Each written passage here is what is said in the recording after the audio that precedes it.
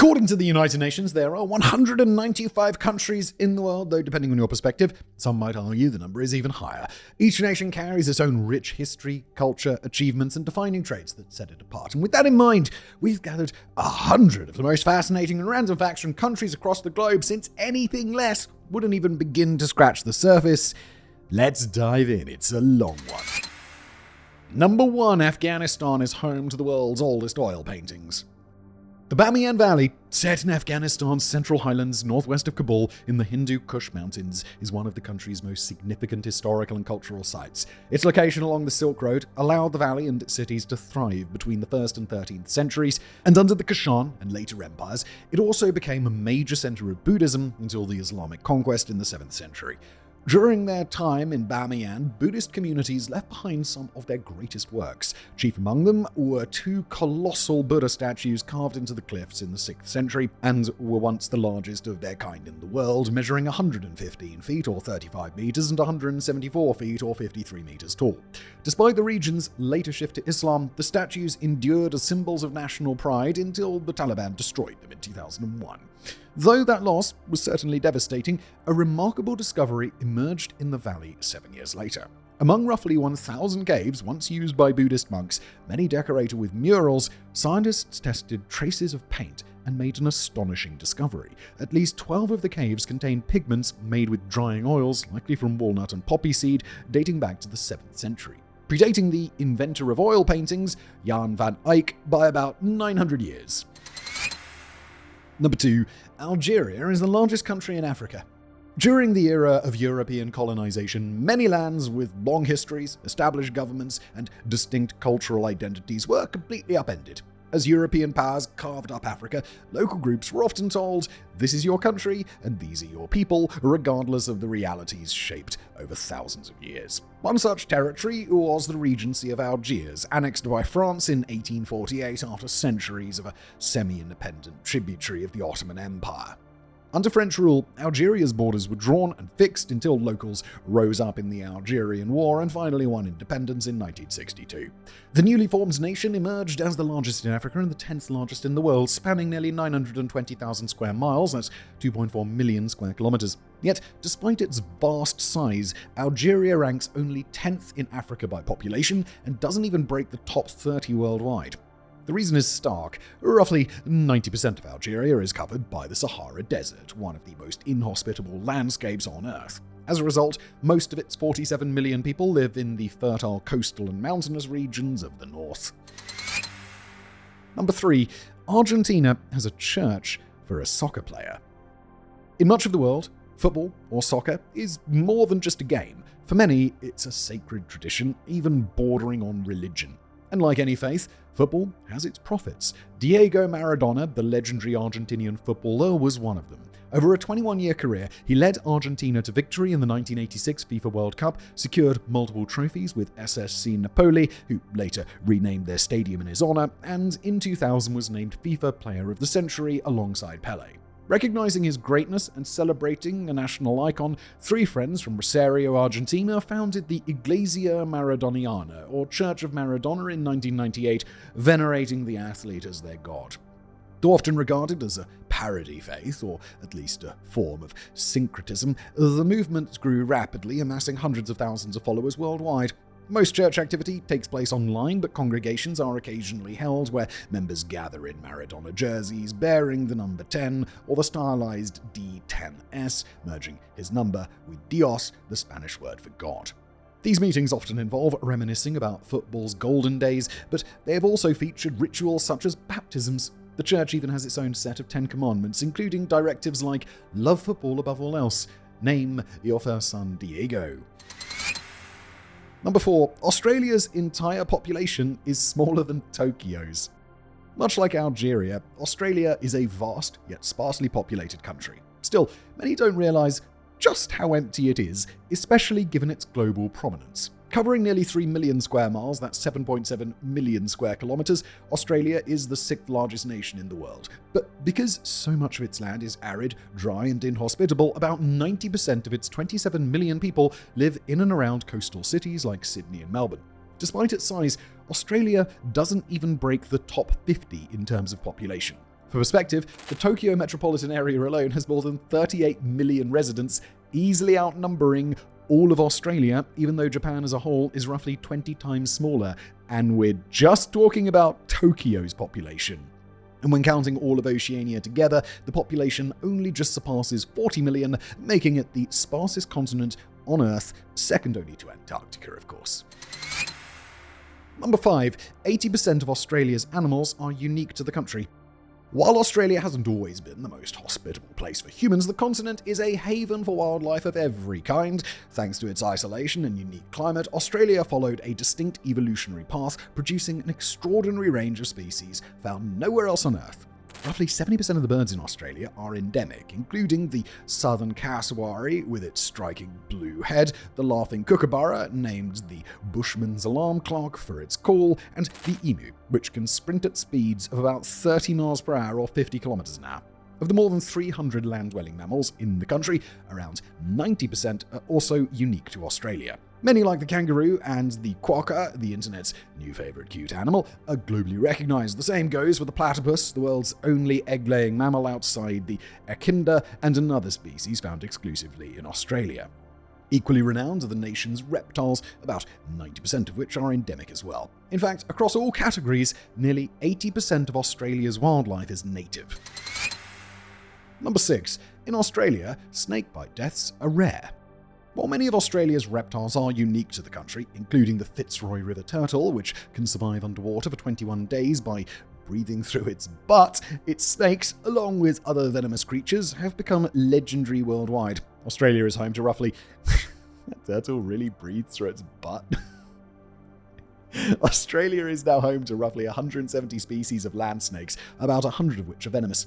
Among the most dangerous are the eastern brown snake, the coastal taipan, and the red-bellied black snake. Given their reputation, one might assume snake bites claim many lives in Australia each year, yet despite housing more venomous snakes than any other nation and recording around 3,000 bites annually, fatalities are extremely rare. A study from James Cook University even found that while snake bites caused over 63,000 deaths globally in 2019, only 2 occurred in Australia. By contrast, roughly 51,000 were recorded in India, with most of the remainder spread across South Asia and Sub-Saharan Africa. Number 7. Azerbaijan is the mud volcano capital. For those unfamiliar, mud volcanoes are much like their name suggests. They form when underground mud, gases, and water mix due to tectonic activity, building up pressure until the slurry is forced to the surface. Though not as destructive as traditional volcanoes, they can still be hazardous, especially if the escaping gases ignite. While many may not know that Azerbaijan has often been heralded as the land of fire for its vast oil and gas reserves, it also holds another distinction. It is the world's capital of mud volcanoes. Sitting at a crossroads of Europe and Asia, the country lies where the Arabian and Eurasian plates collide, forcing these mixtures upward. As a result, the country is home to as many as 350 of these unusual volcanoes, roughly 50% of all those on Earth, by the way. Many are cluttered around Gabustan National Park along the Caspian Sea, where visitors come to marvel at the Martian-like terrain and even bathe in the bubbling pools of mud. Number 8. The Bahamas had the first undersea post office. When Christopher Columbus first landed in the Americas in 1492, the spot he touched down on was in the Bahamas, on an island that he named San Salvador. Over the following 5 centuries, the islands became a renowned vacation paradise for travelers seeking the ultimate Caribbean escape. But they also caught the attention of John Ernest Williamson, an English-born pioneer of underwater photography and filmmaking, credited with taking the first photograph from a submerged submarine in 1913. Around that same time, he invented the photosphere, a cylindrical windowed chamber tethered to the surface by a tube and inspired by his father's earlier designs. Using this invention, Williamson produced the first underwater film, The Terrors of the Deep, in 1914. For the next 25 years, he refined the technology and explored its potential in filmmaking before shifting his focus to the Bahamas. With its famously clear waters, the island offered an ideal setting for further experiments, leading to the founding of the Bahamas-Williamson Undersea Expedition. To promote his work, Williamson established the world's first undersea post office in Nassau, where divers could swim down to a seabed station staffed with clerks handling mail. The office even issued its own stamps marked with the words "Sea Floor." Though it only operated from 1939 to 1942, it remained the world's only undersea post office for more than 60 years, until Vanuatu opened one off Port Vila in 2003. Number 9. Belgium has the highest concentration of chocolatiers. Belgium's close connection with chocolate may not surprise most, but some of the facts surrounding it probably will. The first recorded use of chocolate in the region dates back to 1635, when monks and nobles reportedly began drinking it hot. By the 19th century, Belgium was importing vast amounts of cocoa beans from the Belgian Congo, giving chocolatiers the resources to refine their craft and build an international reputation. By the mid-20th century, Belgian names like the Nauhaus family were creating pralines and the famous Ballotin box, helping cement the country's global fame. And by the 1960s, Belgium was exporting more chocolate than it imported, with its products fetching top prices abroad. Today, despite being smaller than the state of Maryland, Belgium accounts for about 11% of global chocolate exports, producing some 644,000 tons, or 584,000 metric tons annually. While three giants, Barry Callebaut, Cargill, and Puratos, make up more than 90% of production, the country also boasts over 2,000 chocolatiers, making it the most densely packed nation for the craft. Meanwhile, even Brussels Airport has made a name for itself as the world's largest chocolate outlet, selling an average of 3.3 pounds or 1.5 kilos per minute. That's more than 880 tons or 800 metric tons every year. Number 10. Benin has a temple for snakes. Thanks in part to pop culture and long-standing Western misconceptions, voodoo is one of the most misunderstood religions in the world. In West Africa, however, Bhutan, as it is known locally, has roots stretching back thousands of years. In Benin, a nation south of Niger on the Gulf of Guinea, nearly 60% of the population still practices the faith today. Among Benin's cities, none carry more weight for Vodun practitioners than Ouda. As a polytheistic tradition, the city is home to many temples dedicated to different deities, and Ouda has become a pilgrimage site for Vodun followers across Africa and the Americas. Each year, on January 10th, the city hosts the annual Voodoo Festival, where practitioners gather to make offerings and celebrate their faith. Sacred landmarks dot the city, including the Oroko tree, believed to answer good-hearted prayers, and the Dankoli shrine, considered the most powerful and feared shrine in Vodun. Yet perhaps the most unique site is the Temple of Pythons. Central to Vodun theology, pythons are tied to the rainbow serpent god Dambala, the creator of life and a bridge between the living and the dead. Legend even tells of pythons saving a local king from invaders in the 1700s. The temple itself is a modest concrete building with a clay roof housing a pit of dozens of dagby, or royal pythons. The snakes play an important role in ceremonies and are cared for by priests. They're so revered that visitors sometimes mark their foreheads with patterns honoring the sacred reptiles. While not fed on site, the snakes are allowed to roam once a week to hunt for food, sometimes even slipping into local homes where they are treated as honored guests before returning to the temple. Number 11. TV was illegal in Bhutan until 1999. Bhutan is a small, landlocked, democratic monarchy in South Asia, nestled in the eastern Himalayas. Its dramatic landscapes of steep mountains, lush valleys, and cloud-covered peaks makes it one of the world's most breathtaking countries. Deeply tied to Buddhism, Bhutan is dotted with cliffside monasteries such as the Tak Sang, or Tiger's Nest, perched high above valleys.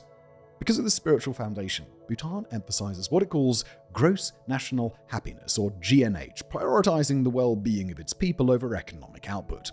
Equally central is a commitment to nature, shaping a culture rooted in ecological respect and balance. To protect these values, the government long resisted foreign influences, keeping out of television, cinema, and the internet for fear they would erode traditional ways of life. Still, many Bhutanese, especially those living near the borders, sought out televisions and movies illegally, unwilling to miss out on global pop culture. Finally, in 1999, the government relented, introducing both television and internet access, making Bhutan the last nation in the world to officially allow TV. Number 12. Brazil covers half of South America. Long before European powers turned their colonial ambitions toward Africa, they'd already carved up the Americas, each claiming their slice of the so-called New World. In South America, dominance quickly narrowed to Spain and Portugal. Just 2 years after Columbus's famous voyage, the two nations struck an agreement to avoid further conflict, resulting in the Treaty of Tordesillas in 1494. The treaty drew an imaginary line running from the north to the south poles, about 1,185 miles or 1,907 kilometers west of the Cape Verde Islands. All land west of the line, whether discovered or not, was granted to Spain, while Portugal received the eastern portion, with both expected to keep future expeditions within their zones. Only 5 years later, explorers revealed the land now known as Brazil, which Portugal swiftly claimed and developed into a single massive colony, while Spain divided its territories into smaller administrative regions.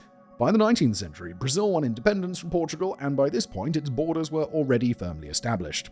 The country that resulted is vast, today the fifth largest nation in the world, covering roughly 3.3 million square miles or 8.5 million square kilometers, which dominates South America, occupying nearly half the continent and sharing borders with every nation except Chile and Ecuador. In fact, Brazil is larger than the contiguous United States, surpassed only when Alaska is added. Number 13. Brazil is the most biodiverse country. While Brazil is enormous, it still isn't the largest nation on Earth. What it does have, however, is an unparalleled variety of landscapes, including about 60% of the Amazon rainforest, most of the Pantanal, the world's largest tropical wetland, and the Atlantic forest. These regions are bursting with life, making Brazil home to an estimated 15 to 20% of the world's biodiversity, the highest of any country. In fact, multiple new species are discovered in Brazil almost daily, averaging around 700 per year. Altogether, over 100,000 animal species and 43,000 plant species have been catalogued there, roughly 70% of all documented life on the planet. The Amazon alone contains more primates than anywhere on Earth, over 70% of the global jaguar population, and even more species of ants on a single tree than can be found in entire other countries. Number 14. Brazil has the largest concentration of isolated tribes. Hitting up Brazil a lot today, are we? While it may seem impossible to imagine living a tribal Stone Age existence in today's modern world, some groups still do, maintaining little to no contact with outsiders. Although the Sentinelese of India are the most well-known, Brazil actually harbors the largest concentration of uncontacted tribes. Exact numbers are hard to determine, but it's believed there are still over 100 of these isolated groups, most of which call the Amazon rainforest home. In the state of Rondônia, for instance, one tribe, estimated at up to 300 people, has even planted hidden hardwood spikes around its territory to deter intruders. There are also traps that have been known to disable vehicles driving in the area. Outsiders call them Massaco, after a nearby river, though their true name remains unknown. Like many Amazonian tribes, they live as hunter-gatherers, relying on large bows for hunting, while others in the region have built permanent homes and begun cultivating crops. Many of these groups have suffered from contact in the past, facing violence, enslavement, disease, and the destruction of their land, especially during the rubber boom. Some escaped and retreated deeper into the rainforest, where they remain to this day. Now, the Brazilian government enforces a strict policy of non-interference and works to drive away illegal loggers, miners, and missionaries who threaten their survival. Number 15. Burundi is the most agricultural country. Burundi is a small country in East Africa that has faced near constant challenges since its inception. Though rich in lakes and rivers, its terrain of rolling hills and steep mountains leaves little land suitable for farming. To make matters worse, deforestation, poor agricultural practices, and acidic soils make what farmland does exist extremely difficult to cultivate. Even so, Burundi is considered the most agricultural nation in the world, with 80 to 90% of its people dependent on farming.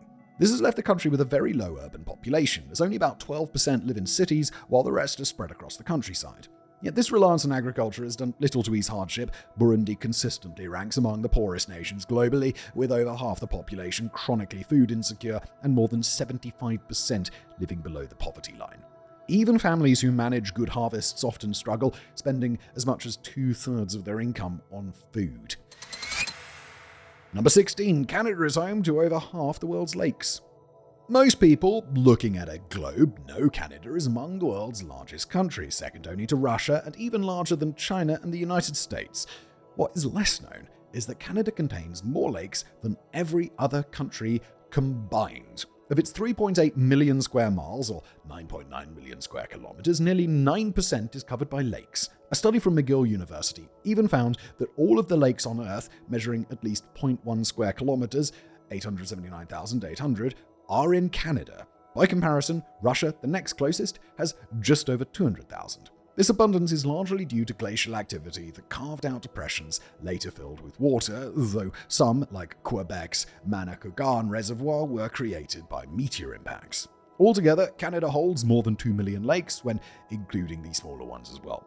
These landscapes have also produced some of the world's most remarkable islands. In Lake Huron, Manitoulin Island is the largest freshwater island on Earth and even contains its own lakes, including Treasure Island, the largest island in a lake on an island in a lake.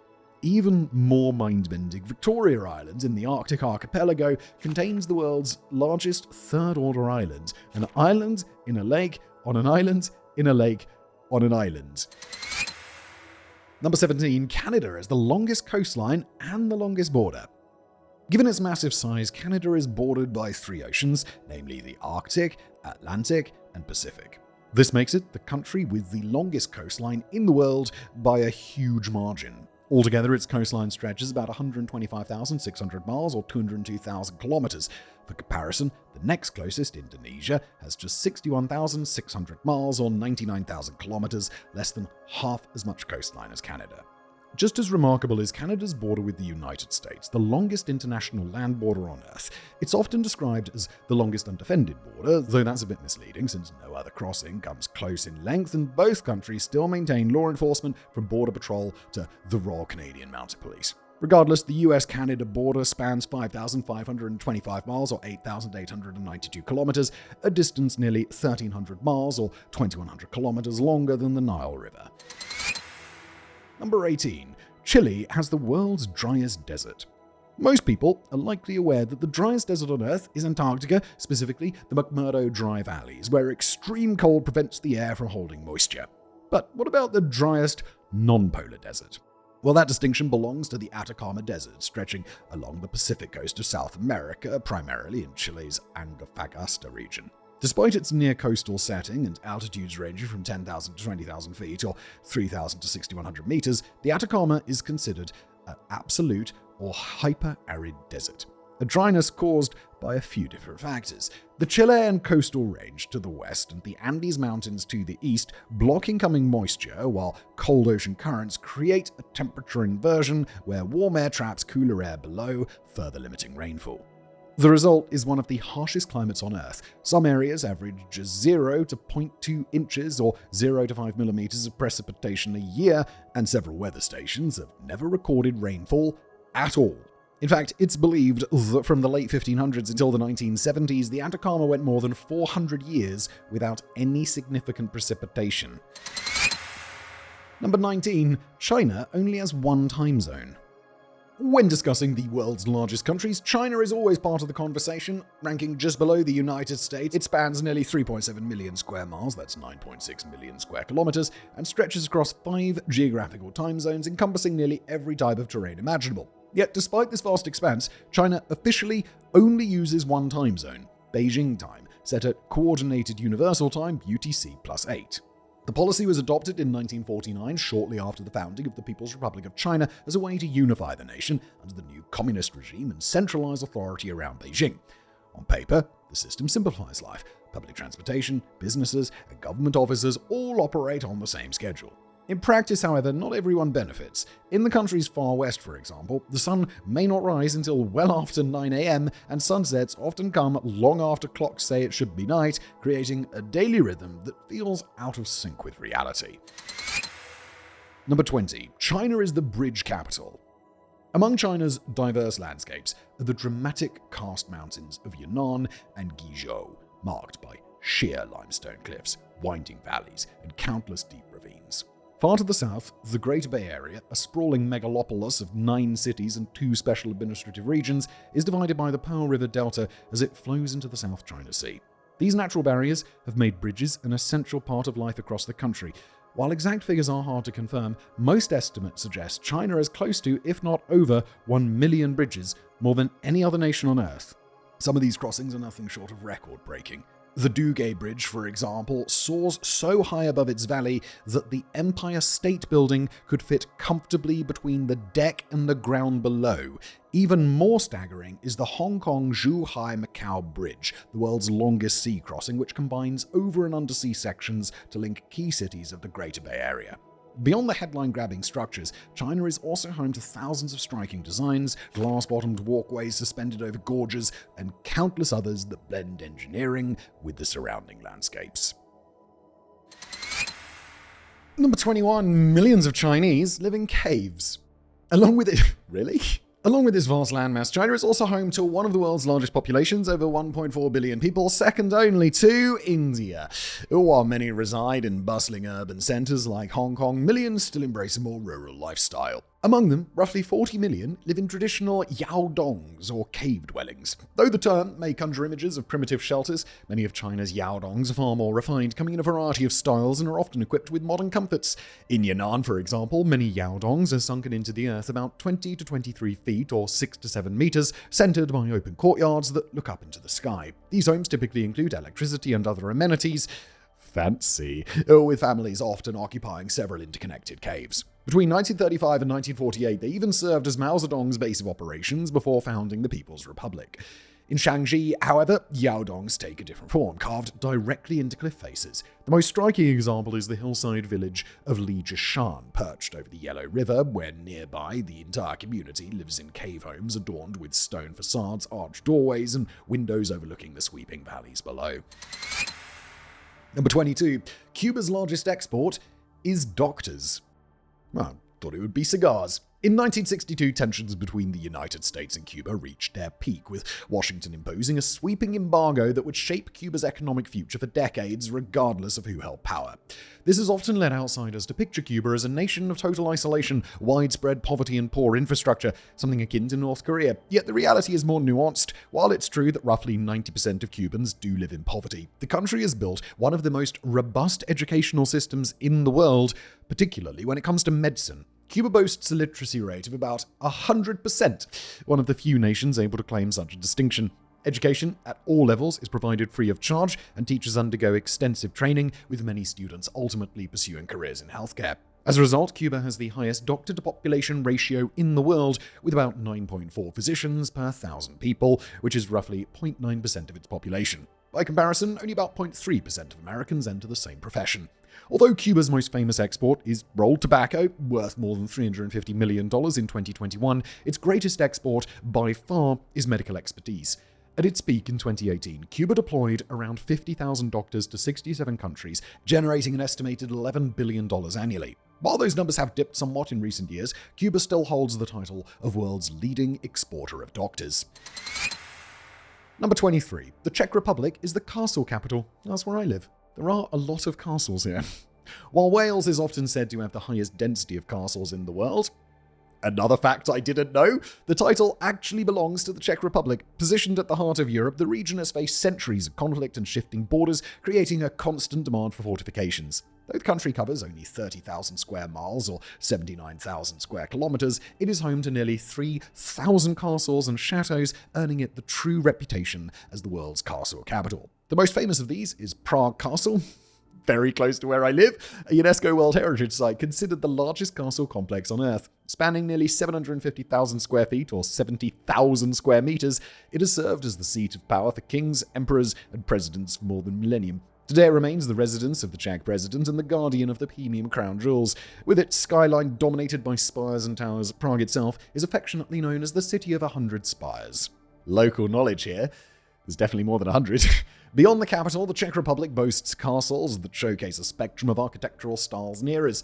Hloboka Castle enchants visitors with its neo-Gothic, storybook-like design, complete with white facades, turrets, and battlements. Karlstein Castle, commissioned by Charles IV, was built to safeguard royal treasures, while Lednica Castle, often called the Garden of Europe, pairs grandeur with exquisite landscaped grounds. Together, these landmarks and the thousands of others scattered across the country make the Czech Republic a magnet for millions of castle-seeking tourists each year. Number 24. The Dominican Republic loves baseball. To anyone familiar with Major League Baseball or MLB, it's no secret that the Dominican Republic has a deep passion for the sport. What may be surprising, however, is just how intertwined baseball is with the country's identity and livelihood. Introduced in the 19th century, the game has since become both a national pastime and a path of opportunity in a nation where about 20% of the population live in poverty and the average income falls below $10,000 a year. For many young Dominicans, baseball is more than a game, it's a potential ticket to a better life. Across the country, children and teenagers often leave school to enroll in the Youth Baseball Academy system, where they train daily with professional-level intensity. Nearly 60 academies exist nationwide, with every MLB franchise operating its own facility on the island. Those who catch the eyes of scouts often begin in minor league baseball, working their way toward the majors. By 2024, foreign-born athletes made up 38% of minor league rosters, and nearly half of those hailed from the Dominican Republic. That same year, 136 Dominican players were active in the MLB, accounting for nearly 10% of all rosters, far more than from any other nation.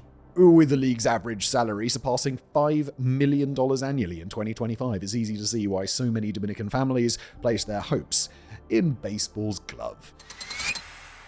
Number 25, Ecuador has the highest point on Earth. Most people know that the highest peak on Earth is Mount Everest in the Himalayas, standing just over 29,000 feet or 8,850 meters above sea level. What many don't realize, however, is that Everest is not the furthest point from Earth's center. That title instead belongs to Chimborazo, a volcano in Ecuador's Andes Mountains. Located about 90 miles or 150 kilometers southwest of Quito, Chimborazo rises to just under 20,600 feet or 6,300 meters.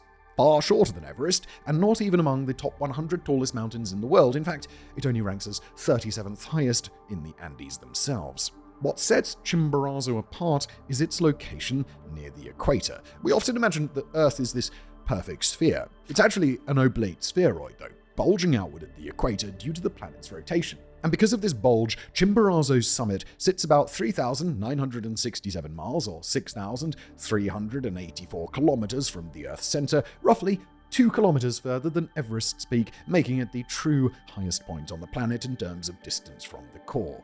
And now you know. That's pretty cool. I want to go climb it. Number 26. France covers 12 different time zones. From the 16th through the 20th century, France expanded its reach across the globe, building one of the largest colonial empires in history, second only to Britain. God save the king, with territories in Africa, the Americas, India, the Pacific, and beyond. While many former colonies, such as Madagascar and Algeria, eventually gained independence, others remained under French control as overseas territories. Today, France still holds 13 overseas territories, which are home to more than 4% of the nation's total population. These include French Guiana in South America, French Polynesia in the South Pacific, and Mayotte in the Indian Ocean. Thanks to this wide geographic spread, France spans 12 time zones, more than any other country, despite being smaller in area than Texas. The next closest is Russia, with 11. Interestingly, the United Kingdom still has 9, largely due to its own remaining territories. Number 27. France is the tourism capital.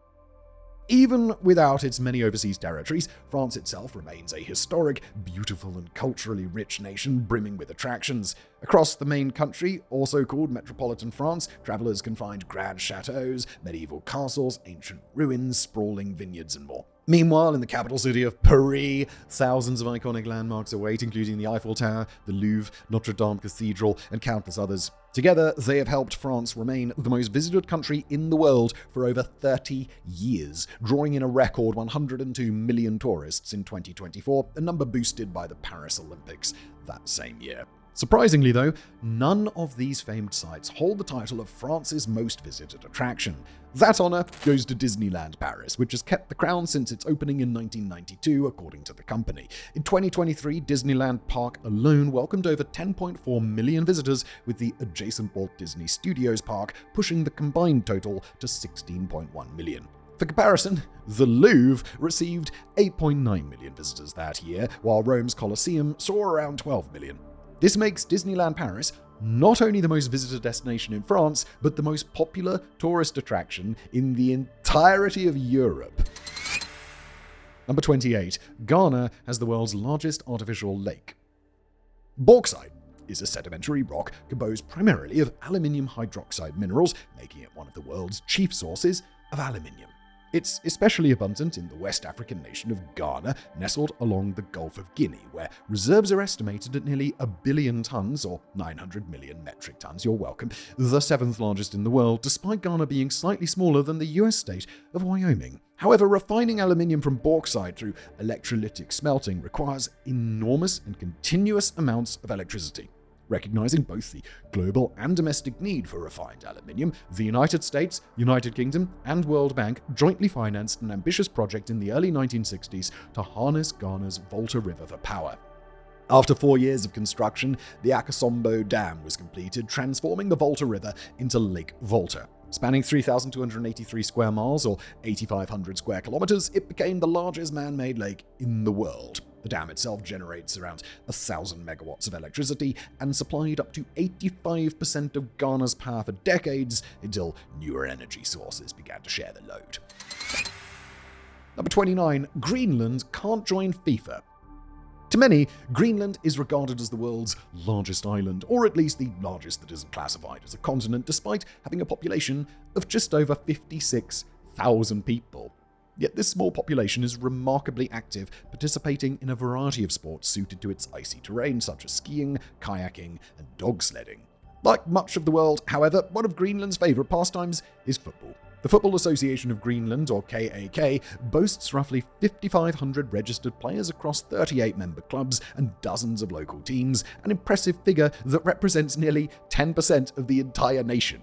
Despite this deep passion for the sport, Greenland has repeatedly been denied entry into any continental confederation, effectively barring it from FIFA and international competition.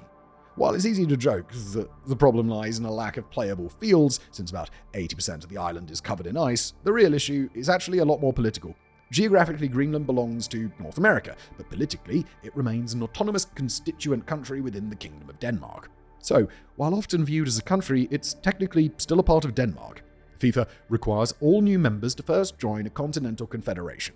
Greenland has sought membership in UEFA since the late 1990s, but has been repeatedly rejected, largely because it is not recognized by the United Nations as an independent state, a prerequisite for joining. In 2024, KAK shifted its focus to CONCACAF, the governing body for football in North and Central America and the Caribbean, which doesn't have that same requirement. Yet again, though, the application was unanimously denied, this time due to a combination of geopolitical complications and logistical challenges in arranging matches. Despite Greenland's best efforts, it seems that for now, no one is willing to let them play. Poor Greenland. Number 30. Haiti was the first country founded by slaves. Like nearly every other Caribbean island, Hispaniola was profoundly reshaped by European colonization, becoming an early hub of the transatlantic slave trade. The same year that Columbus sighted the New World, the Spanish began enslaving the island's indigenous people to labor in gold mines before eventually importing enslaved Africans to replace the rapidly declining native population. By the late 17th century, France had seized control of the island's western third, establishing the colony of Saint-Domingue, where plantations quickly spread across the fertile land. The French soon imported hundreds of thousands of enslaved Africans to sustain the booming sugar, coffee, and indigo industries. By 1789, the population of Saint-Domingue had reached roughly 556,000 people, over 500,000 of whom were enslaved. Tensions between the enslaved population and the colonial elite were already simmering, with many escaping bondage to wage guerrilla warfare against the French and other European settlers. Within just a few years, these scattered rebellions ignited into a full-scale revolution. In 1804, after more than a decade of struggle, the enslaved people of Saint-Domingue overthrew their oppressors and declared the independent nation of Haiti. This victory made Haiti the first country founded by formerly enslaved people, the first Black Republic, and the first nation in the world to permanently abolish slavery, which it did immediately upon its founding. It also became only the second independent country in the Americas, following the United States. Yet the world powers of the time refused to celebrate Haiti's success. Many nations declined to recognize it, fearing the spread of similar uprisings in their own colonies. Meanwhile, France demanded enormous reparations for the loss of its enslaved labor and land. The past, everybody. Perhaps payments that Haiti, under immense pressure, actually agreed to make. These so-called debts drained the nation's economy for more than a full century, not being fully repaid until 1947. Number 31. Iceland doesn't have an army. Vikings are most often remembered throughout history as fearsome warriors who raided and pillaged wherever they went. While there is truth to that reputation, their greatest legacy lies in exploration. Norse seafarers ventured far beyond Scandinavia, reaching as distant places as Northern Africa, the Middle East, North America, and Eastern Europe, and, well, just nearly everywhere in between. In the late 9th century AD, their voyages led to the settlement of Iceland, a remote island in the North Atlantic Ocean. Despite the Vikings' fearsome image, these settlers and their descendants would go on to become some of the most peaceful and diplomatic people in the world. Not long after their arrival, the island's chieftains, known as Gdar, met in 930 AD at Pingbalir to form the Althing, a general assembly that is widely regarded as the world's first parliament. Though Iceland later came under Danish rule from the 14th to the 20th century, its people continued to be known for their peaceful nature, taking no part in any major wars or conflicts during that time. Following Germany's occupation of Denmark during World War II, Iceland formally declared independence in 1944 and adopted its own constitution, which notably included no provisions for declaring war, cementing the nation's pacifist tradition. 5 years later, Iceland became one of the 12 founding members of the North Atlantic Treaty Organization, or NATO. However, it joined as the only member without a standing army and made it clear to its allies that it would not establish one. This condition has remained in place to this day. While Iceland does maintain a coast guard, the country's defense primarily falls to its NATO partners. In exchange, Iceland contributes funding, personnel, and its highly strategic location in the North Atlantic for allied training exercises and military operations. Number 32. Iceland reads the most books. As a historically pacifist nation, Iceland has cultivated a culture rich in peaceful pastimes, many of which revolve around the outdoors, such as hiking, horseback riding, and sports. Yet the country's greatest passion is undoubtedly literature, a love that stretches back centuries. The earliest examples of Icelandic storytelling come from the sagas of Icelanders, written in the 13th and 14th centuries, which chronicle the nation's founding and its earliest settlers. From that foundation, literature became a defining pillar of Icelandic culture. Today, Iceland boasts a 99% literacy rate and more writers per capita than any other country in the world. Each year, between 1,000 and 2,000 books are published by Icelandic authors, a remarkable figure for a nation of just about 400,000 people, over 60% of whom live in the capital city of Reykjavik. On average, 1 in every 10 Icelanders will publish a book in their lifetime, a statistic unmatched by any other nation. A 2022 survey by the Icelandic Literature Centre found that roughly 1/3 of Icelanders read or listen to a book every day, finishing an average of 2.3 books per month. The country's devotion to reading is even celebrated annually through its cherished holiday known as Jólabókaflóð, or the Christmas Book Flood, when Icelanders exchange books on Christmas Eve and spend the night reading together. Number 33. India was the first country to make sugar. Across the world, few things are as universally beloved as sugar. Yet, while it's hard for many of us to imagine a world without the sweet substance, there was a time when humans had to do without it. It's believed that sugarcane was first domesticated between 8,000 and 10,000 years ago in what is now New Guinea. From there, the plant island hopped across Oceania until it reached Asia, specifically China and India. For centuries, these cultures enjoyed the plant largely in its natural form, either by sucking out its sweetness or using it in medicinal recipes. Then, around 350 AD, the Gupta Empire, renowned for its scientific experiments, discovered a new use for the crop. They developed a method for crystallizing sugarcane juice, producing a sweet spice that could be easily transported. It was called kanda in Sanskrit, the root of the modern word candy, by the way. You're welcome. Soon after, traders from Persia, China, Africa, and beyond traveled to India to learn the art of sugar crystallization, bringing the knowledge back to their own lands.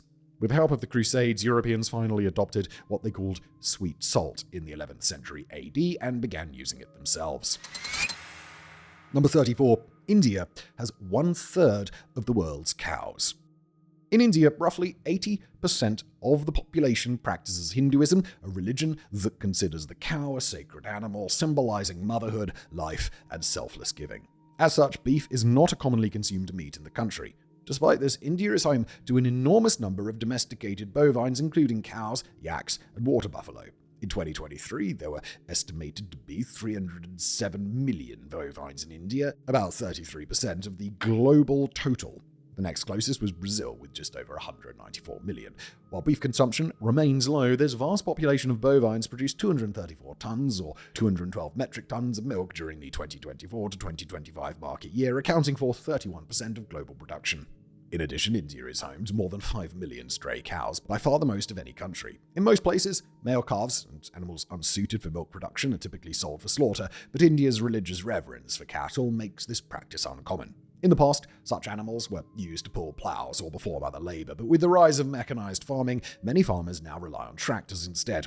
With few alternatives, some simply release their cattle, allowing them to roam freely. As a result, many stray cows wander into towns, block roads, or otherwise cause disruptions in daily life.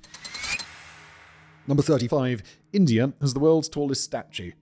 In the early 20th century, several figures in India began rising to prominence, speaking openly about independence and using peaceful methods of protest to achieve their goals. The most notable among them was Mahatma Gandhi, an educated lawyer who came to be known as the father of the nation, thanks to acts such as his 1930s Salt March and multiple hunger strikes. However, Gandhi was not alone. Many, especially foreigners, tend to overlook another independence leader who proved equally vital to India's future. Vallabhbhai Patel was born in Gujarat in 1875 and studied law in London before returning to India to practice. Although initially focused on his legal career, Patel was inspired by Gandhi's peaceful activism and soon shifted his attention to politics. Over the next 30 years, he worked tirelessly to bring change to his country, first as the inaugural Indian Municipal Commissioner of Ahmedabad and later as municipal president from 1924 to 1928. During this time, he defended farmers from unfair taxation during poor harvests and successfully prevented the British from raising taxes in his region. In the 1930s, Patel's involvement in the independence movement led to his imprisonment on several occasions, including a period from 1932 to 1933 when he shared a cell with Gandhi. For the next 8 years, he alternated between prison and his efforts to secure India's freedom, helping to organize the Congress Party in 1937. During the nation's transition from a colony to an independent state, Patel served as both Minister of Home Affairs and Minister of Information and Broadcasting, while also leading the unification of more than 560 princely states into one nation. After independence in 1947, he became India's first Deputy Prime Minister, a position he held for 3 years, until his death in 1950. Thanks to his immense contributions, Patel is remembered as the Iron Man of India. He was posthumously awarded the Bharat Ratna, the country's highest civilian honor, in 1991, and his birthday, October the 31st, was designated as National Unity Day. Taking his legacy even further, in 2018, the Indian government inaugurated the Statue of Unity in his honor. Located in Vadodara, Gujarat, it stands at a staggering 787 feet or 240 meters, including its base, making it the tallest statue in the world. By comparison, the Statue of Liberty rises to just 305 feet or 93 meters, and it's also quite large. It doesn't even compare, does it? At night, the Statue of Unity features a dazzling light show that recounts Patel's story and celebrates his vital role in creating a unified and independent India. Number 36. Indonesia is the world's largest archipelago. Indonesia is a Southeast Asian island nation that straddles the equator between Australia and mainland Asia, stretching about 3,200 miles or 5,100 kilometers from east to west and 1,100 miles or 1,800 kilometers from north to south. Across this vast expanse, the country encompasses more than 17,500 islands, most of which are inhabited, covering an area of over 735,000 square miles or 1.9 million square kilometers. This makes Indonesia both the largest archipelago and the largest island nation in the world, as Australia is classified as a continent and Greenland is not an independent country. Thanks to its location along the equator and its position on several tectonic plates, Indonesia ranks among the most biodiverse countries on Earth. It is home to countless endemic species and a remarkably varied landscape that includes rainforests, volcanoes, fertile rice paddies, savannas, and nearly every other terrain imaginable. Indonesia is also the fourth most populous nation in the world, with more than 280 million people calling the archipelago home. Each contributes to its extraordinary cultural diversity. Across the islands, over 700 languages are spoken, the second highest number of any country. Number 37. Indonesia is home to the world's oldest cave paintings. With Indonesia's vast size and diversity, it probably comes as no surprise that the country is home to some of the world's most significant cultural, historical, and archaeological sites. On the island of Java stands Borobudur, the largest Buddhist temple on Earth, adorned with more than 2,500 narrative and decorative reliefs. This is the most extensive collection of its kind ever created. The island is also home to the Sangiran Early Man Site, a UNESCO World Heritage Site where archaeologists have uncovered over 100 Homo erectus fossils, along with tools and artifacts spanning millions of years. These discoveries have provided invaluable insight into human evolution and early migration. Elsewhere across Indonesia lie some of the oldest artworks ever discovered. In 2018, on the island of Borneo, cave paintings were found in the Lubang Jeriji Saleh cave depicting a cattle-like animal. Using radiometric dating, scientists determined the artwork to be at least 40,000 years old and possibly as old as 51,800 years, making it the oldest known figurative art in the world. Then in 2021, another team working on the Liang Terenei cave on the island of Sulawesi, just east of Borneo, made a discovery of their own: cave art portraying a group of humans surrounding a warty pig. Although the exact actions of the figures remain unclear, at least two appear to hold rods, while another, shown upside down, seems to touch the pig's head. Dated to at least 51,200 years ago, this find may represent not only the world's oldest known cave painting, but also the earliest evidence of storytelling in human history. Number 38. Italy has the most UNESCO sites. When it comes to historically important countries, few hold as much significance as Italy. With 61 UNESCO World Heritage Sites, it stands as the most historically rich nation in the world, though China follows closely behind with 60. However, while China ranks among the largest countries on Earth, Italy is roughly the size of the US state of Arizona, resulting in an exceptionally dense concentration of historical sites across its territory. The first of Italy's UNESCO sites to be registered was the rock drawings in Val Camonica, located in the Lombardy region. This area contains one of the largest and most revealing collections of petroglyphs ever created, with more than 140,000 figures carved into the rocks. These markings span over 8,000 years, from the Epipaleolithic period through to the Middle Ages, offering a remarkable glimpse into human expression across millennia.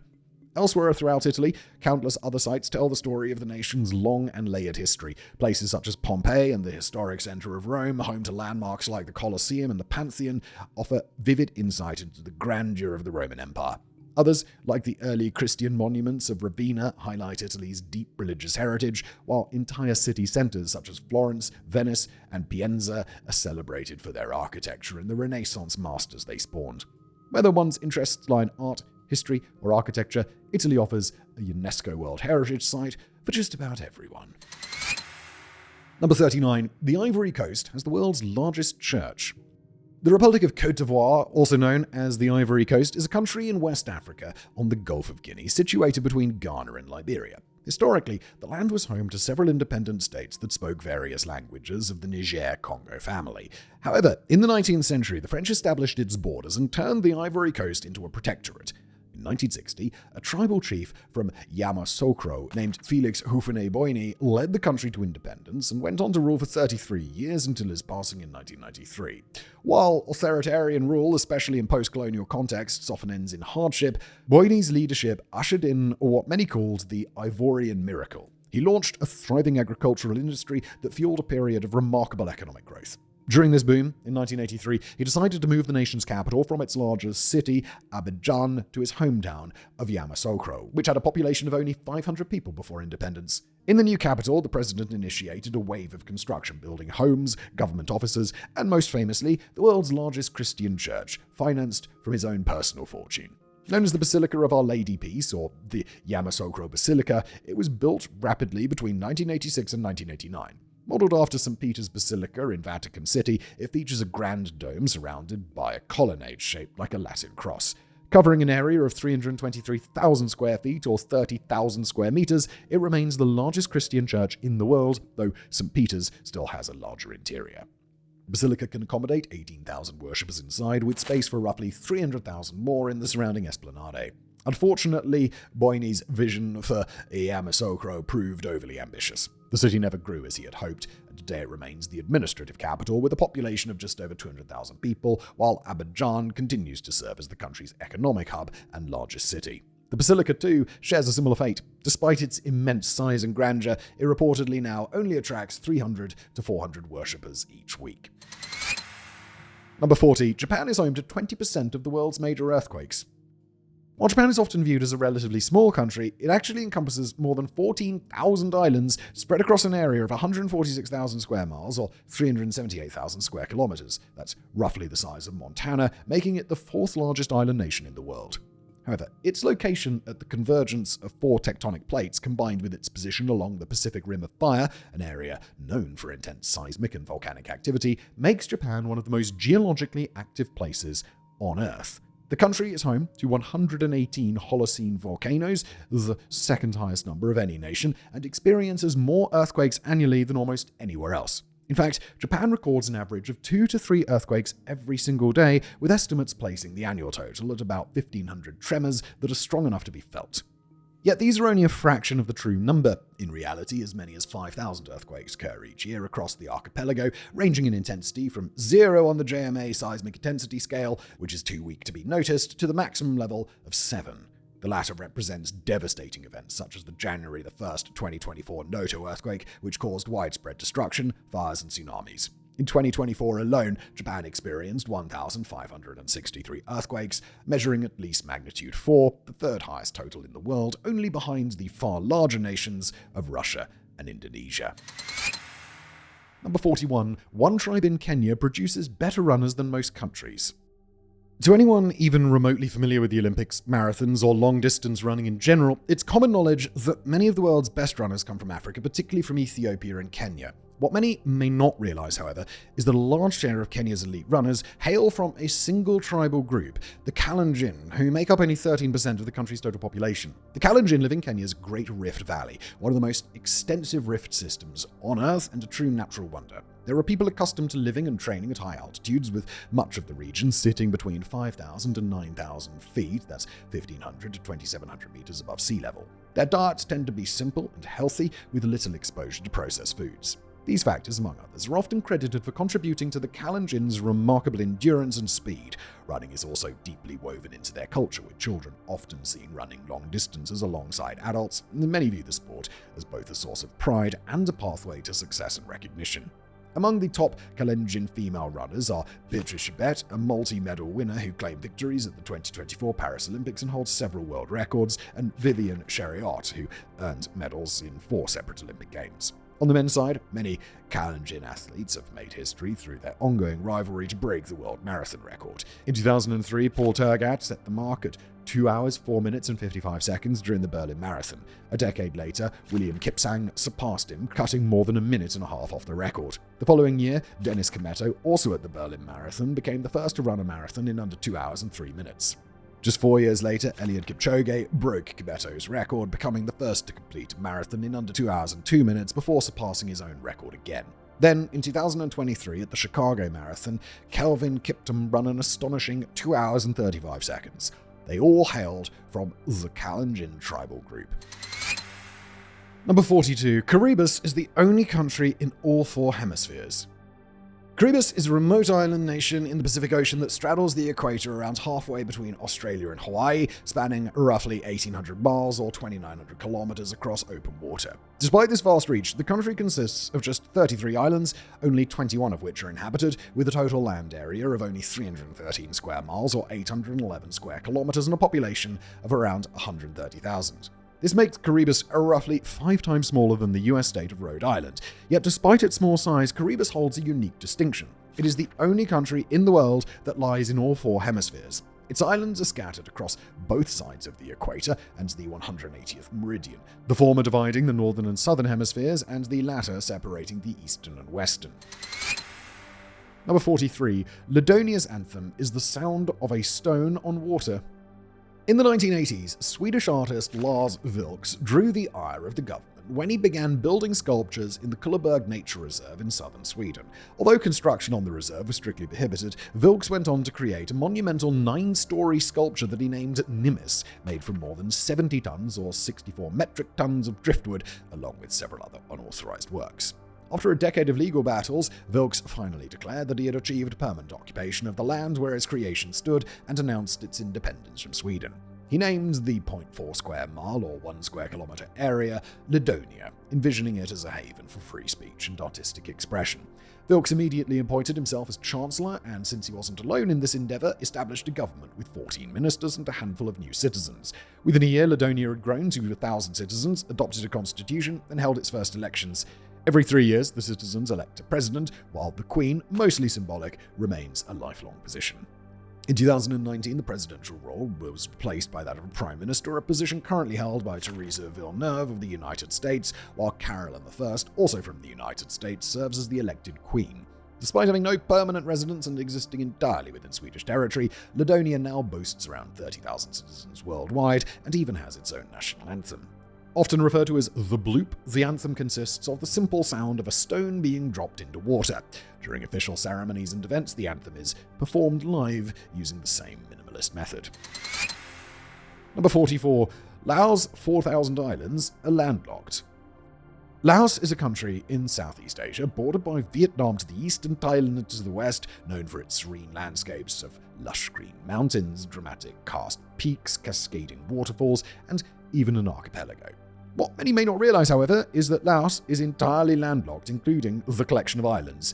This unique feature exists because of the Mekong River, which runs the length of the country from north to south and spans its widest point in the southern region near the Cambodian border.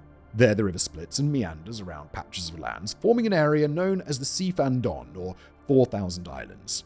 The largest of these islands, Dong Khon, Dong Kong, and Dong Det, are among the few that offer accommodations for visitors, with Dong Det in particular being a favorite destination for backpackers. During the monsoon season, which lasts nearly half the year from May to October, roughly half of this riverine archipelago becomes submerged beneath the rising waters of the Mekong. Number 45. Laos is the most bombed country on Earth. During the 1960s and 1970s, the communist scare looms large over the Western world, with the United States entrenched in Vietnam in an effort to halt the spread of communist ideology. Meanwhile, neighboring Laos was mired in its own civil war as the communist Pathet Lao fought against the Royal Lao government for control of the country. Viewing the situation as another potential front in the ideological struggle, the CIA devised a covert strategy. Rather than engaging directly in Laos, the US would support the royalists indirectly by launching an extensive bombing campaign across the nation. Between 1964 and 1973, US aircraft dropped bombs on Laos almost continuously, an average of one plane load every 8 minutes around the clock for 9 years. In total, more than 2 million tons of ordnance were dropped, making Laos the most heavily bombed country in the world per capita. By the war's end in 1975, the US had lost 728 personnel, while Laos had suffered an estimated 200,000 deaths, including countless civilians. This amounts to roughly 10% of its population. Of the more than 270 million cluster munitions released over the country during this period, about 30% failed to detonate, leaving behind a deadly legacy of unexploded ordnance. Since the war, these hidden explosives have claimed over 20,000 lives, about 40% of them being children. Although ongoing efforts between 2012 and 2025 have destroyed more than 130,000 of these unexploded ordnances, tens of millions still remain scattered across the countryside, a silent and persistent danger more than half a century later. Number 46. Lesotho has the world's highest low point. Lesotho is a landlocked kingdom entirely surrounded by South Africa. The nation is defined by its dramatic terrain, crisscrossed by rivers and mountain ranges, most notably the Maloti Mountains, part of the Greater Drakensberg Range, which form a natural barrier between Lesotho and its much larger neighbor. The country's highest peak, Thebana Ntlanyana, rises to just over 11,400 feet, nearly 3,500 meters. Yet what truly sets Lesotho apart is that its territory sits at an elevation of at least 1,000 meters above sea level, making it the only country in the world that can make such a claim. For this reason, it's often affectionately known as the Kingdom in the Sky. Even its lowest point, where the Machelen and Orange rivers converge along the South African border, still lies at nearly 4,600 feet or 1,400 meters. This unique geography makes Lesotho not only the highest country on Earth, but also the one with the world's highest low point. Number 47. Liberia was formed by American slaves. Liberia, situated along the coast of West Africa, is a country that, for better or worse, has proven remarkably adept at making history. While many may remember it today for the brutal civil wars that raged from 1989 to 2003, the nation also holds several notable firsts. It was the first African country to elect a female head of state in 2005 with Ellen Johnson Sirleaf, the first to gain independence from foreign rule, and the first to establish a republic on the continent. What many may not realize, however, is that this republic was founded entirely by formerly enslaved Americans. In the early 19th century, slavery in the United States was already a fiercely debated issue. Many viewed it as essential to the economy, while others condemned it as an inhumane practice incompatible with the country's founding ideals. Even among freed African Americans, tensions ran high, with some doubting that whites and blacks could coexist peacefully. At the same time, many in the US feared that the growing population of freed slaves could spark unrest or rebellion amongst the still enslaved.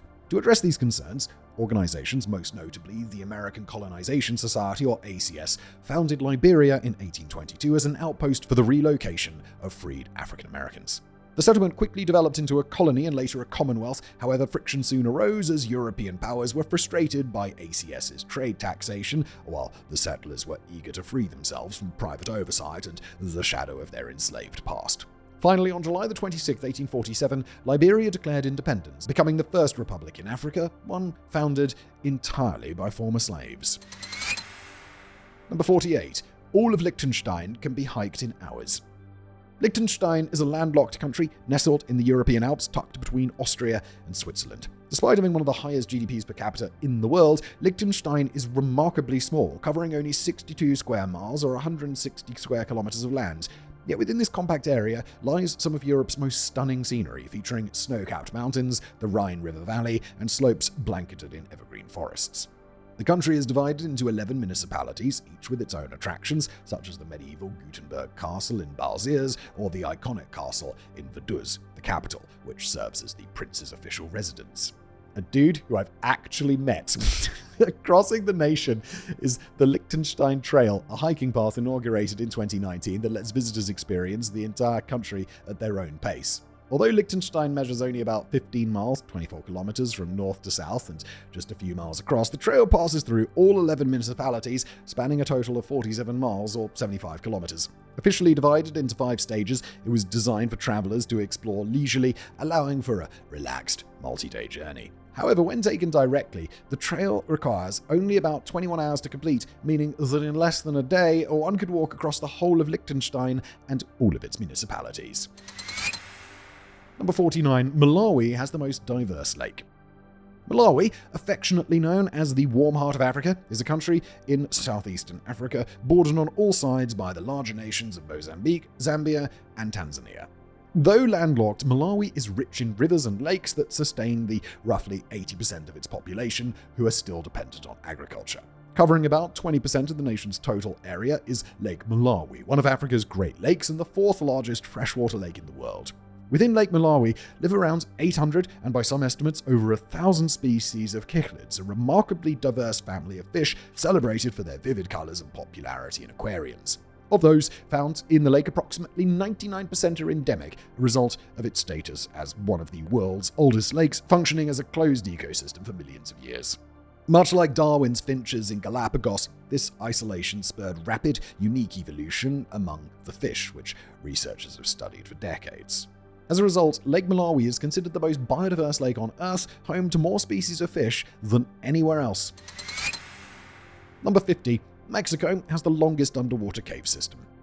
Around 66 million years ago, Mexico's Yucatan Peninsula was famously struck by an asteroid estimated to be 6 to 9 miles or 10 to 15 kilometers wide. While its most well-known consequences was the extinction of the dinosaurs, the impact also permanently reshaped the region's geography. When the asteroid struck, it fractured the bedrock and uplifted surrounding coral reefs above sea level, which over time transformed into limestone.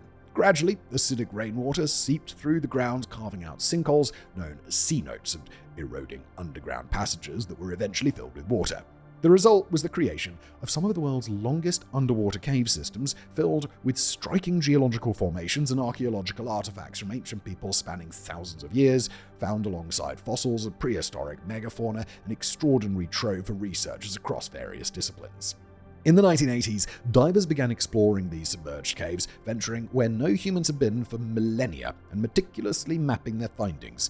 Before long, they discovered that many of the caves and cenotes were interconnected, revealing systems far more extensive than previously imagined and sparking an ongoing competition for the title of the world's longest underwater cave. The rivalry centers mainly on 2 systems, Oxbelhar and Sakakhtun. For years, Oxbelhar held the record until 2007 and 2011, when Sakakhtun was found to connect with 2 other systems, Nahoch Nachchich and Akhtunhar. As is customary, the smaller systems were absorbed into the large one, extending Sakaktun's mapped length to over 143 miles or 231 kilometers, surpassing Oxbelhar at the time. In 2017, however, further exploration allowed Oxbelhar to reclaim the title, reaching 168 miles or 270 kilometers. Yet just a year later, Sakakhtun regained the lead when it was discovered to link with the nearby Dos Hoyos system, bringing its total length to 229 miles or 367 kilometers. Today, Sakakhtun stands as the second longest known cave system in the world, only behind Mammoth Cave in Kentucky and the largest of its kind, underwater. For now, at least. Number 51. Mexico is home to the world's largest pyramid. When people think of massive pyramids, the first place that comes to mind, probably Egypt. After all, the Great Pyramid of Giza stood as the tallest man-made structure on Earth for nearly 4,000 years until the completion of Lincoln Cathedral in 1311 AD. Yet in overall size, even Khufu's tomb pales in comparison to the grandeur of the Great Pyramid of Cholula, located about 2.5 hours southeast of Mexico City. At first glance, one might not think too much of the site, as most of the pyramid remains unexcavated. When the Spanish conquistadors passed through the region, they built churches atop nearly every sacred indigenous site they encountered, including at the colossal pyramid at Cholula. Over time, vegetation overtook the structure, leaving only the Church of Our Lady of Remedies visible perched atop what appears to be a natural hill. It wasn't until the 1930s that researchers began tunneling beneath the church, eventually realizing just how immense the pyramid truly was. Constructed over 1,200 years between the 3rd century BC and the 9th century AD, the pyramid was likely built by successive indigenous cultures, each adding their own contributions. In time, the complex expanded to cover nearly 40 acres or 16 hectares, over 3 times the area of the Great Pyramid of Giza, with a total volume almost double Khufu's 157 million cubic feet or 4.45 million cubic meters. This makes the Great Pyramid of Cholula not only the largest pyramid in the world, but, by many accounts, the largest monument ever constructed. Number 52. Monaco has the highest life expectancy in the world. The Principality of Monaco is a microstate bordered by France in the north, east, and west, with the Mediterranean Sea to the south, nestled near the Italian frontier. While many microstates have struggled throughout history, often finding it difficult to survive with limited resources and powerful neighbors on all sides, Monaco distinguished itself in the 19th century by establishing casinos and transforming itself into a premier tourist destination. This success quickly enabled the government to abolish income tax for its citizens. As a result, Monaco is now regarded as a tax haven where affluent individuals can securely manage international banking and business, giving the country the highest GDP per capita in the world at just over $250,000. In addition, Monegasques benefit from free, high-quality education provided by the government and enjoy one of the best healthcare systems in the world. All residents are required by law to maintain health coverage, whether through private insurance or the comprehensive public system that's available to everyone. Owing to these factors, among others, Monaco also boasts the highest life expectancy on Earth at around 86.5 years. Number 53. Morocco is home to the world's oldest university. Morocco is the westernmost country in North Africa, situated directly across the Strait of Gibraltar from Spain, and is one of only 3 remaining monarchies on the African continent. While the nation's official capital is Rabat, the city of Fez has long been regarded as the heart of Moroccan culture, a distinction it has held since its founding in the 8th century AD by the Idrisid dynasty, a Muslim Arab lineage that established Fez as its capital. Not long after the city's founding, sometime between 857 and 859 AD, tradition holds that a wealthy local merchant left his 2 daughters a great inheritance, which they pledged to use for the benefit of their communities. One sister, Mariam, is said to have founded the Al-Andalusinian Mosque, while the other, Fatima, established Al-Qarawiyyin. Though historians view this account with skepticism, since the coincidence of 2 sisters founding major mosques in the same year does seem unlikely, the outcome remains remarkable. Originally established as a mosque, Al-Qarawiyyin also served as a center of learning, as early places of worship often did. While its initial teachings likely focused only on religion, its curriculum later expanded to include mathematics, science, literacy, and more. Over time, Al-Qarawiyyin evolved into one of the Arab world's most respected centers of scholarship, contributing greatly to the Islamic Golden Age. Today it is recognized as the oldest continuously operated university in the world, encompassing nearly 1,200 years of history. Number 54. Nepal has the greatest altitude variation in the world. Among Nepal's many claims to fame, including being the birthplace of the Buddha, perhaps the most remarkable is its profound connection to nature and its almost otherworldly geography. While Mount Everest is undeniably the nation's most famous landmark as the highest mountain on Earth, Nepal is also home to 7 of the world's other 10 tallest peaks, all rising from its central position within the Himalayas, despite the country only being slightly larger than the state of Arkansas. Between 2 of these giants, Dhaulagiri and Annapurna, lies the Kali Gandaki Gorge, the deepest gorge on the planet, plunging more than 18,000 feet or 5,500 meters. What many may not realize, however, is that Nepal is also home to vast lowlands. The nation's elevation ranges from just under 200 feet or 61 meters above sea level in the Terai Plains to over 29,000 feet or 8,800 meters at the summit of Everest. This makes Nepal the world capital of altitude variation. Number 55. The Netherlands as the tallest people. The Netherlands, located in northwestern Europe, is a country celebrated for its picturesque canals, vast fields of colourful tulips and traditional windmills, serene landscapes that have inspired countless Dutch artists, including Vincent van Gogh and Rembrandt. In recent years, however, the Dutch people, particularly the men, have gained fame for something quite different: their remarkable height. But this wasn't always the case. In the mid-1800s, the Dutch were among the shortest people in Europe, with the average man standing at around 5 feet 4 inches or 163 centimeters. Over the next century and a half, something changed. Today, the average Dutchman stands at 6 feet or 184 centimeters, the tallest in the world, while the average woman reaches 5 feet 7 inches or 170 centimeters, tying with Montenegro for the tallest females. This dramatic increase, possibly the most rapid height growth ever in human history, has prompted widespread curiosity, especially as many other modern nations, such as the United States, have seen height levels plateau or even decline in recent decades. The most accepted explanation attributes the Dutch population's impressive stature to a combination of factors, including a healthy, natural diet, an excellent healthcare system, active lifestyles, and even natural selection. The latter is supported by a 2015 study from the London School of Hygiene and Tropical Medicine, which found that taller Dutchmen tend to have more children than their short counterparts, suggesting that evolution itself may be giving height a helping hand. Number 56. New Zealand has a hill with 85 letters in its name. Please don't make me pronounce it.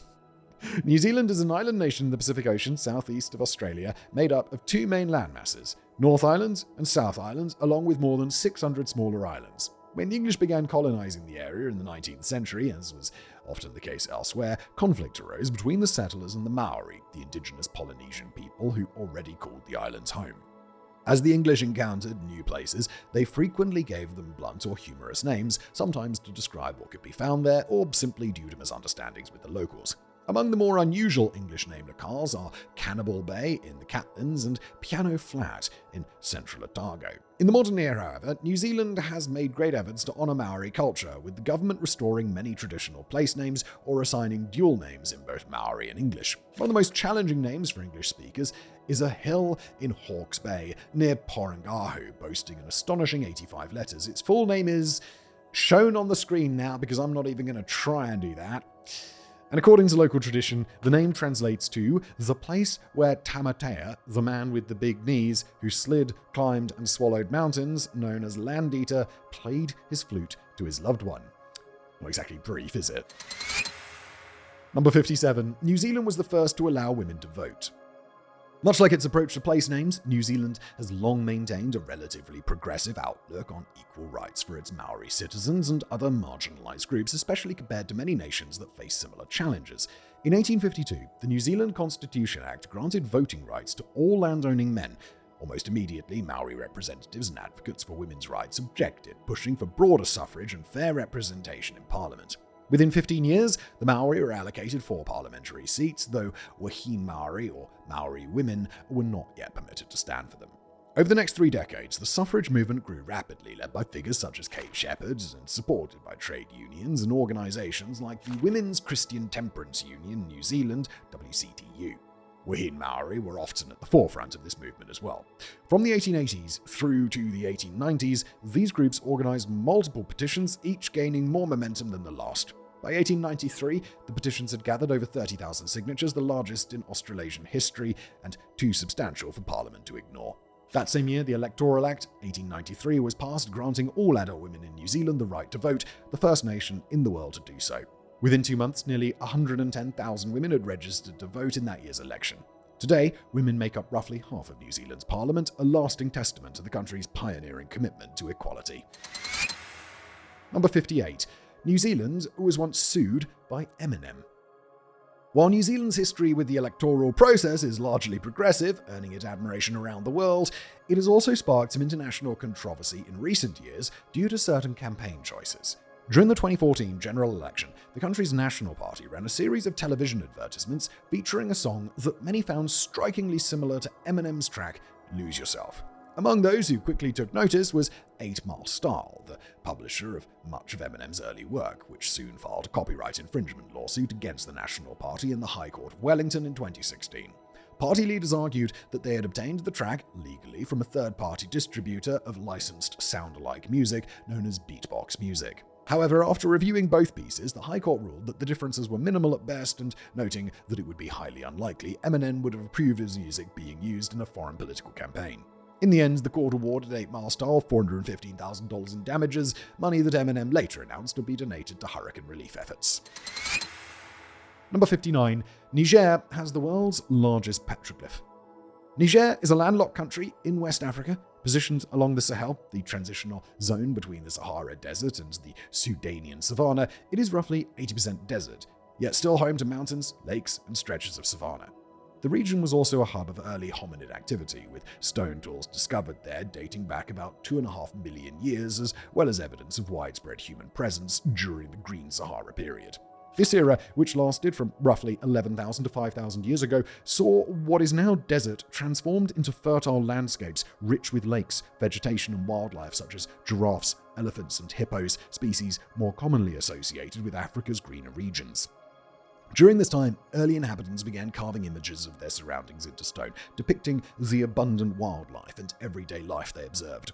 These ancient engravings, known as petroglyphs, now appear strikingly out of place in the arid desert setting.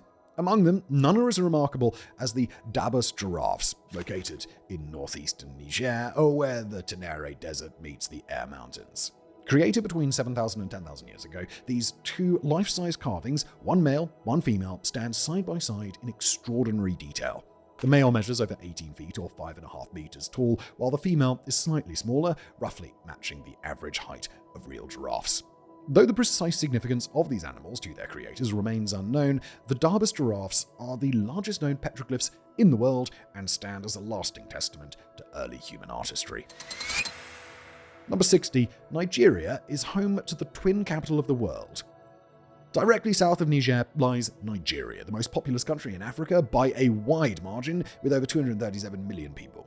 Among this vast population, the town of Igbo-Ora in the country's southwest stands out for an extraordinary reason. It has one of the highest rates of twin births in the world. While the global average is around 12 sets of twins per 1,000 births, Igbo-Ora's rate soars to an astonishing 45 to 50 per 1,000. According to Yoruba legend, the phenomenon dates back to the town's founding in the 14th century by an exiled prince from the Oyo kingdom. After making paired offerings to the Yoruba gods, the prince and his new settlement were blessed with an abundance of twins. Others in the community attributed the phenomenon to a beloved okra-based fertility soup called Ilasa. Despite these explanations, the exact reason behind Igbo-Ora's unusually high twin rate remains a mystery, even after years of scientific study. Regardless of the cause, twins are a deep source of pride in Igbo-Ora. The town celebrates them each year with a lively twins festival, where they are honored as symbols of fortune, protection, and divine favor. Traditionally, twins are named according to birth order, with the firstborn called Taiwo, meaning one who tastes the world, while the second is Kehinde, meaning the one who came after. These titles are given regardless of gender. Number 61. Niue was the first country to give its people free Wi-Fi. Located in the South Pacific Ocean, Niue is a small island nation covering just 110 square miles or 261 square kilometers and is home to only about 1,800 residents. Because of its remote location and size, Niue's path to colonization and statehood is quite distinctive, especially compared to other nations that faced European powers. When Europeans first encountered the island in the 18th century, few showed much interest beyond passing whalers. Still, contact between the two groups did occur, leading the Niueans to adopt Christianity and other European views not long after. By 1889, seeking protection from potential colonization by other powers, the island's leaders petitioned Britain to bring Niue under the Crown's authority. The request was granted, but in 1901, Niue was placed under the administration of New Zealand. Decades later, Niue achieved self-governance while remaining in free association with New Zealand, a relationship in which the larger nation continues to oversee defense and foreign affairs. Niueans, in turn, hold New Zealand citizenship and can live freely and work anywhere within its territories. Today, between 90 and 95% of Niueans reside in New Zealand, drawn by broader opportunities and larger communities. In 2003, hoping to boost tourism and encouraging residents to stay, Niue's government launched a pioneering initiative offering free wireless internet to everyone on the island, making it the first nation in the world to do so. Number 62. Norway owns the world's most remote uninhabited island. In 2012, New Zealand explorer Aaron Halstead made headlines when he became the first person to scale the highest summit on one of the world's most remote places, Bouvet Island. Before his expedition, and likely still today, few had ever heard of this small, ice-covered volcanic island hidden deep away in the South Atlantic Ocean. Situated about 1,000 miles or 1,700 kilometers north of Antarctica and 1,500 miles or 2,400 kilometers southwest of Africa's Cape of Good Hope, Bouvet Island isn't technically the most remote location on Earth, as that title belongs to the United Kingdom's Tristan da Cunha. But its sheer isolation, absence of human life, and stark emptiness makes it nearly unmatched anywhere else. The island was first spotted by explorers in the 18th century, yet its steep ice cliffs and unforgiving terrain prevented any successful landings for nearly 2 centuries. Though a few seal hunters in the early 1800s claimed to have set foot there, their accounts were inconsistent, and it's believed that no one actually landed there until 1927. That year, a Norwegian expedition led by Harald Hornvert managed to come ashore, survey the island, and claim it for Norway, which formally annexed it the following year. Until Halstead's 2012 climb, though, it was often said that fewer people had stood on Bouvet Island than on the surface of the moon. Number 63. One region in Pakistan makes most of the world's soccer balls. Though still a fairly young nation, at less than 80 years old, Pakistan is known for a wide range of remarkable features, from the ancient Mahenya Daro archaeological site to its strikingly diverse landscapes. Yet, one of its most unique and globally recognized distinctions lies in its deep connection to soccer balls centered in the city of Sialkot in the Punjab province. That relationship first drew major international attention in 1996 when Life magazine published an expose revealing that children were being paid just 60 cents per ball to hand-stitch them, a practice that unfortunately still persists in some areas today. Beyond that controversy, Sialkot remains a powerhouse of craftsmanship, employing an estimated 60,000 people, around 8% of its population, across roughly 1,000 factories. Together, they produce about 70 to 75% of all soccer balls used worldwide, including those featured in multiple World Cups, Olympic Games, and other major international tournaments. Number 64. Panama earns over $2 billion per year from the canal. Panama is a relatively small nation that serves as the narrow bridge between Central and South America. At the turn of the 20th century, however, foreign powers began to view this thin stretch of land as the perfect site for a canal linking the Atlantic and Pacific Oceans. The United States, recognizing both the strategic opportunity and Panama's existing desire to secede from Colombia, stepped in to support the independence movement. When Panama declared its independence in 1903, the US swiftly secured a treaty granting it sovereign control over a strip of land for the construction of a 50-mile or 80-kilometer-long canal. This was a project that would take a decade to complete and remain under American administration and defense for nearly a century. In 1999, the canal was officially transferred to the Panamanian government under the 1977 Torrijos-Carter treaties, giving the nation full authority over its operations, administration, and defense. While Panama's economy had grown during the US oversight of the canal, particularly through tourism and related industries, the canal has since become the nation's economic cornerstone. Today, it supports roughly 55,000 jobs, accounting for about 3% of all employment in the country, and contributes around 7.7% of Panama's GDP. Even more significantly, tolls and fees from canal operations generate nearly a quarter, or 23.6% of the government's annual income. Experts project that by 2030, the canal could account for almost 1/3 of national revenue, underscoring just how vital this engineering marvel has become to Panama's prosperity. Number 65. A society in Papua New Guinea still uses seashells as currency. In today's world, it can be difficult to imagine cultures that choose tradition over modern convenience, or even those that manage to balance the two seamlessly. Yet in Papua New Guinea, many communities have done just that, holding tightly to ancestral customs while adapting to modern life. Among them are the Tolai, an indigenous people of roughly 170,000 who live in the country's East New Britain province. One of their most enduring traditions centers around the taboo, a form of currency made from the shells of Nasa mud snails. To create taboo, community members collect or dive for the snails, dry them, and then send the shells to the nearby town of Rabol, where they are cleaned and treated. Each shell is then carefully picked off with pliers and strung together into a ring. The taboo can vary in both size and value, depending not only on its length and the time spent crafting it, but also by its history, increasing in value if it has been used in previous exchanges or ceremonies. Today, taboo remains a vital part of Talai culture. It is used in ceremonies and rituals and even celebrated in a dedicated festival in East New Britain that honours Talai heritage. Yet its importance isn't merely symbolic. Taboo continues to circulate as a legitimate medium of exchange in the province, complete with a recognised conversion rate to the kina, Papua New Guinea's official currency. Number 66. Papua New Guinea has the most spoken languages. One of the main reasons Papua New Guinea has such a distinct culture and way of life lies in its geography. The island's steep valleys, rugged mountains, and dense jungles have long kept communities separated, allowing tribes and clans across the country to develop their own unique identities and traditions. Even after Europeans first encountered the island's indigenous peoples in the 16th century, and despite it becoming a German protectorate 2 centuries later, many groups remained isolated well into the 20th century. For some, the first true contact with the outside world came only by force when Papua New Guinea became a battleground during World War II. Even today, only about 13% of the nation's population lives in cities, with most people still maintaining a communal and rural way of life. This geographic and cultural fragmentation has made Papua New Guinea the most linguistically diverse nation on Earth, home to more than 840 living languages, over 10% of all the languages spoken worldwide, despite a population of just 10 million people. Number 67. Peru is the alpaca capital. While wool has long been celebrated in the Western world as a miracle fabric for its ability to stay warm even when wet, in recent years, countries like the United States, the United Kingdom, and New Zealand have begun favoring alpaca fleece over sheep's wool. After all, alpaca fiber is warmer than wool, softer than cashmere, naturally antimicrobial, and far better at wicking moisture from the body. Yet many of these qualities were already known to the peoples of the Andes Mountains in South America, particularly the ancient Peruvians who first domesticated the alpaca's ancestors some 6,000 years ago. When the Spanish arrived in the 16th century, they saw alpacas as rivals to their sheep and other livestock, slaughtering large numbers and reducing the population by as much as 90%. Still, the animals survived thanks to their deep cultural and economic importance to local communities. Today, Peru is home to around 5 million alpacas, about 87% of the global population.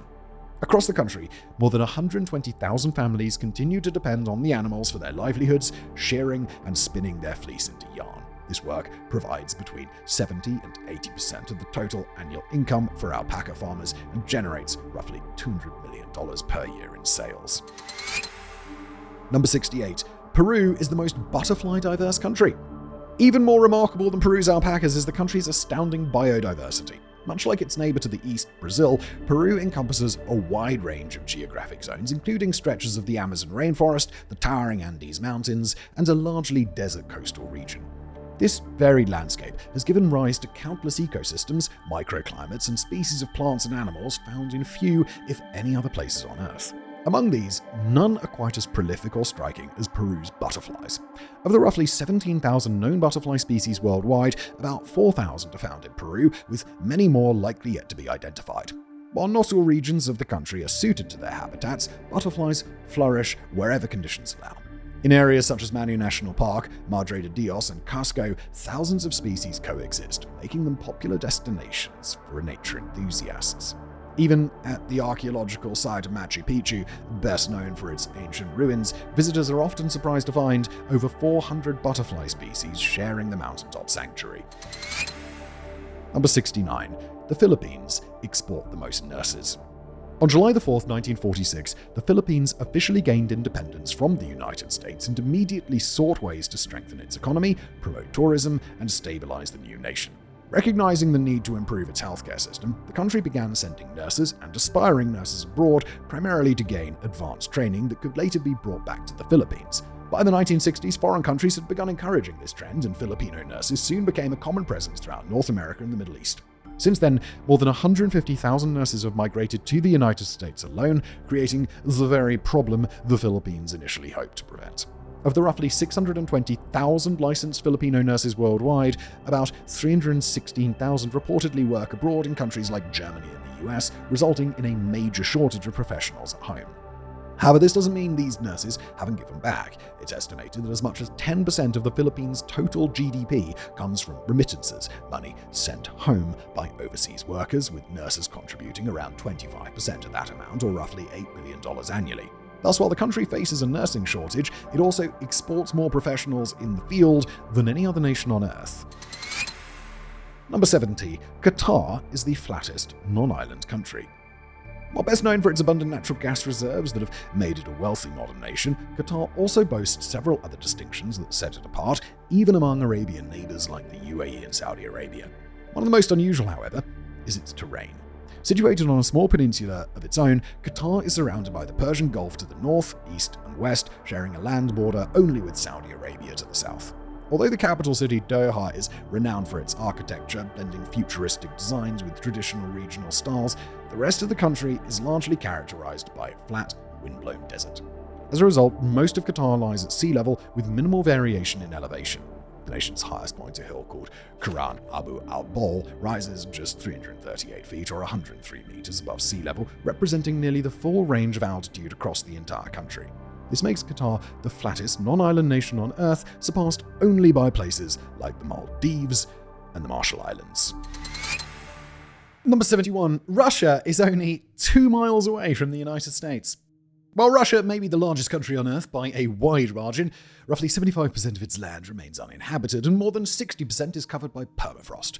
Most major cities and over 80% of the population are located on the European side of the country to the west.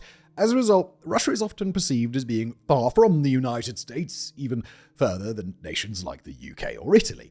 This is true to an extent, as most flights between the two countries take anywhere from 10 to 20 hours. However, when looking at a map or a globe, it becomes clear that Russia and the United States are actually really close to each other. The narrowest distance between mainland Russia and mainland Alaska is only 55 miles. Yet this isn't the closest point between the two nations. When the US purchased Alaska from Russia in 1867, the new border was drawn between the Diomede Islands in the Bering Strait, with Big Diomede in the west belonging to Russia and Little Diomede in the east belonging to the United States. The two islands are separated by just 2.4 miles, that's 3.8 kilometers of water, making it the closest point between the two countries. Ironically, this is also where the International Date Line, or IDL, runs, placing the islands 21 hours apart despite their short distance, earning them their nickname of Tomorrow Island and Yesterday Island. Number 72. Russia has the coldest town on Earth. Although most Russians live on the warmer and more hospitable western side of the country, that doesn't mean the colder regions are entirely without people. Roughly a third of Russian land lies in the far north, within the Arctic Circle, where people have managed to survive in extreme conditions long before the modern era. One of the largest cities in this area is Yakutsk, the only city in the world built on permafrost and the coldest major city on the planet. Despite its reputation, Yakutsk can become quite warm in the summer, with average July highs reaching 79 Fahrenheit or 26 Celsius. A very nice temperature, but once winter arrives, everything changes. Daylight shrinks to just 5 hours and temperatures range from minus 44 Fahrenheit, that's minus 42 Celsius. God damn, that's cold! To highs of around minus 33 Fahrenheit or minus 36 Celsius, remaining below freezing for more than half the year. The coldest temperature ever recorded in Yakutsk occurred in February 1891, when it plunged to minus 84 Fahrenheit. That's minus 64 Celsius. However, Yakutsk still isn't the coldest inhabited place on Earth. That title belongs to the small Russian village of Oymyakon, home to roughly 500 residents nestled along the Indigirka River in the eastern Czech Republic. Flanked by two valleys and situated on a plateau, Oymyakon traps frigid air, making it even colder than neighboring settlements. While summers can reach up to 70 Fahrenheit or 21 Celsius, winters are brutally harsh, with average temperatures dropping to minus 56 Fahrenheit or minus 49 Celsius. Residents have developed unique ways of cooking, raising livestock, and surviving, with both people and animals exhibiting physical adaptations to the extreme cold. The lowest official temperature ever recorded here was an astonishing minus 89.9 Fahrenheit, that's minus 67.7 Celsius. It was all the way back in 1933. Number 73. Russia has 20,000 ghost villages.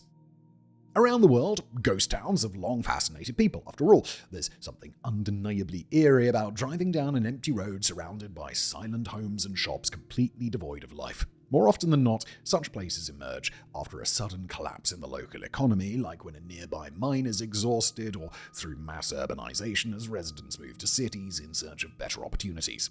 In Russia, these factors were only intensified by the collapse of the Soviet Union. Under Soviet rule, travel was heavily restricted, and most regions operated within a closed economy. But After the USSR fell, many rural Russians seized the chance to leave their old villages behind for the country's growing cities. As a result, Russia today is home to more than 20,000 ghost villages, towns entirely abandoned by their residents. In many of them, homes remain filled with furniture, dishes, and even old food, creating the haunting impression that people simply vanished. Some schools still stand as well, silent and empty, yet with textbooks and chalkboards just left as they were, as if the children had only stepped out for recess. Beyond these ghost towns, there are roughly 36,000 small settlements, about a quarter of all of those found in Russia, where 10 or fewer people still live. These are the ones who either chose not to leave or simply lacked the means to do so, continuing their lives in near solitude. Number 74. Rwanda is the cleanest country in Africa. Over the past century, many countries across Africa have unfortunately gained reputations for poor air quality, overcrowding, inadequate waste management, sanitation issues, and overall pollution. Whether caused by rapid industrialization, weak infrastructure, or mass urbanization, modern nations such as Egypt, Chad, and Nigeria have struggled with these challenges for decades. Yet, while some countries have faced ongoing difficulties, others have taken the opposite approach in recent years, setting new global standards for cleanliness, hygiene, and quality of life. Rwanda, often called the Land of a Thousand Hills, is a landlocked country in East Africa that is now widely recognized as the cleanest nation on the continent. This transformation is largely due to government initiatives launched nearly 2 decades ago. In 2008, Rwanda became one of the first countries in the world to completely ban plastic bags and similar materials. Businesses caught supplying them faced fines of at least $150 and prison sentences ranging from 6 to 12 months. The following year, the government introduced a policy requiring communities to hold monthly Umuganda Days, mandatory neighborhood cleanups, during which citizens gather to collect trash, plant trees, and improve their surroundings. Failure to participate can also result in fines. Additional measures have included a nationwide garbage collection system funded through monthly service fees, as well as city-employed cleaners who work 7 days a week.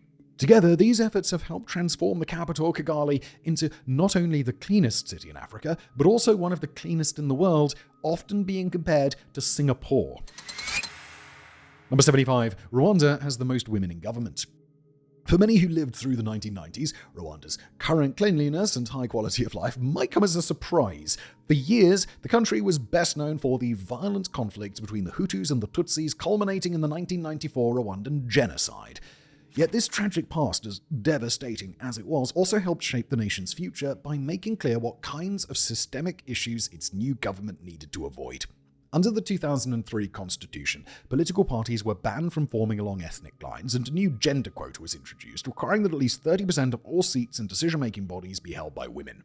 While it would have been easy to meet that minimum and stop there, Rwanda instead embraced the policy and built upon it. As a result, in 2008, it became the first country in the world with a female majority parliament, with women holding 56% of the seats, numbers that continued to rise as public trust in elected officials grew. Today, only 6 countries in the world have parliaments where women hold at least half of the seats, but Rwanda far surpasses the rest, with roughly 64% of its Chamber of Deputies and 50% of its Senate composed of women. Number 76. Scotland's national animal is the unicorn. No, it's not. Is it really? Around the world, national animals serve as symbols of a country's spirit. My daughter would love this. Embodying the traits and values its people most admire. For nations like the United States and Mexico, that image takes the form of an eagle. For China, the giant panda. It just reminds me of Winnie the Pooh. I know he's not a panda, but it still does. And for the United Kingdom and Belgium, the lion. Yet among all the world's national animals, few are as distinctive or as intriguing as Scotland's. Scotland has long been known for its fascination with mythical and mystical creatures. Just like my daughter, while the most famous is undoubtedly the Loch Ness Monster, Celtic folklore is rich with tales of ghosts, fairies, and other fantastical beings. Of all these, none hold greater significance to Scottish history, mythology, or national identity than the unicorn. Traditionally, the unicorn symbolized masculinity. Purity, innocence, and often appeared in legends of power and chivalry. In the 12th century, King William I adopted the unicorn for the Scottish royal coat of arms, and by the 15th century, the creature even appeared on the nation's gold coins. When Scotland and England united in 1603, the royal coat of arms evolved to feature 2 unicorns holding a shield, though one was later replaced by a lion, representing the union of the 2 kingdoms, an image that still adorns the British coat of arms today. Oh yeah. Meanwhile, Scotland has proudly kept the unicorn as its own national emblem, with statues of the mythical beast standing guard at castles and palaces across the country. Number 77. Serbia birthed the most Roman emperors besides Italy. Today, Serbia is known as a landlocked nation in the Balkans, celebrated for its vibrant culture, stunning architecture, and tranquil landscapes. But during the height of the Roman Empire, the region was far more than a scenic crossroads. It was the heart of the Middle Danube frontier, divided among the provinces of Moesia, Pannonia, and Dardania. Owing to its strategic and heavily militarized position, Serbia became a breeding ground for ambitious generals and military leaders whose popularity with the troops often propelled them to the imperial throne. Unlike most monarchies and empires, which followed clear lines of hereditary succession, the Roman Empire, particularly in its later years, was anything but predictable. Power often went to whoever earned the favor of the Praetorian Guard, the Senate, or the legions themselves, depending on who was willing to depose or overthrow the current ruler. As a result, civil wars and assassinations were common, and the imperial title changed hands frequently. While the earliest emperors hailed mainly from Italy, with the notable exception of Claudius, who was born in modern-day France, later rulers increasingly came from the far reaches of the empire, including Spain, Syria, Turkey, Algeria, and beyond. Yet of all these different regions, none produced more emperors than what is now Serbia, which gave rise to 17 or 18 Roman rulers, depending on the source, including Constantine I, the emperor who would go on to Christianize the empire. Aside from Italy itself, which produced around 27 emperors, no other land contributed more leaders to Rome's storied history than Serbia. Number 78. The Seychelles is the most literate African country. Off the coast of Africa, in the Indian Ocean, just north of Madagascar, lies the Seychelles, an archipelago nation of 115 islands, with far more to its name than its small size might suggest. It holds the title of Africa's smallest country, covering just 176 square miles or 455 square kilometers, and with only 10 of its islands inhabited by roughly 100,000 people, it is also the continent's least populated nation. The capital city of Victoria, located on the island of Mahé, where nearly 90% of the population lives, is among the smallest capitals in the world, compact enough to explore entirely on foot in a single day and home to just over 20,000 residents. While many small island nations have faced economic struggles, the Seychelles stands apart with the highest GDP per capita in Africa, around $22,000, driven primarily by its thriving tourism and fishing industries. Yet much of its long-term success can also be credited to the country's strong commitment to education. Schooling is compulsory and free for children ages 5 to 15, with optional but accessible secondary education extending to age 18. Beyond that, vocational, trade, and higher education opportunities are widely available, many supported through scholarships and grants. In the classroom, students first learn Seychellois Creole, the native language spoken by most of the population, before studying English and later French, all three recognized as official national languages. This emphasis on multilingual education has helped the Seychelles achieve the highest literacy rate in Africa, around 96%, with the majority of its citizens able to read, write, and speak fluently in 3 languages. Number 79. Somalia has 20% of the world's camels. As the easternmost nation on the Horn of Africa, Somalia's climate most closely resembles that of the Arabian Peninsula, more than its western neighbors like South Sudan or Uganda. Though the country features savannas, rivers, and the entire coastline of the Horn itself, much of its land is dominated by arid desert and hot temperatures year-round. In such conditions, camels have long been essential to Somali life, not just as mounts, but also as vital sources of milk, meat, and livelihood. Over centuries, they've become deeply woven into the country's folklore, economy, and cultural identity. While many countries have seen a decline in farming in recent decades, Somalia's camel industry has experienced a remarkable resurgence. Advances in technology, modern veterinary practices, and strong government support for agriculture have all contributed to the sector's growth. Today, livestock, particularly camels, accounts for roughly 45% of Somalia's GDP, making it the nation's single largest economic sector and represents about 80% of its total exports. Despite a population of only 20 million, Somalia is home to more than 7 million camels, more than any other country in the world, and approximately 20% of the global camel population. Number 80. One South African street was home to 2 Nobel winners. Though South Africa is a powerful modern nation, its history is marked by deep turmoil, especially regarding racial equality and discrimination. In 1948, the National Party rose to power and immediately codified white supremacy through the system of apartheid.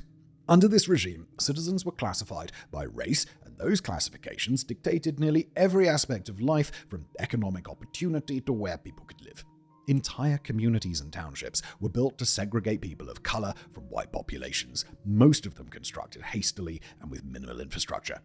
Among these communities, none would prove more influential to South Africa's future than Soweto, a township within the city of Johannesburg Metropolitan Municipality. Much like the civil rights movement in the United States, South Africa's systemic racism sparked resistance and produced remarkable leaders who rose to challenge injustice. During this era, the country became the home to 4 Nobel laureates who received the honor for their efforts to dismantle apartheid. Even more extraordinary is that 2 of these figures came not only from the same township, but from the same street.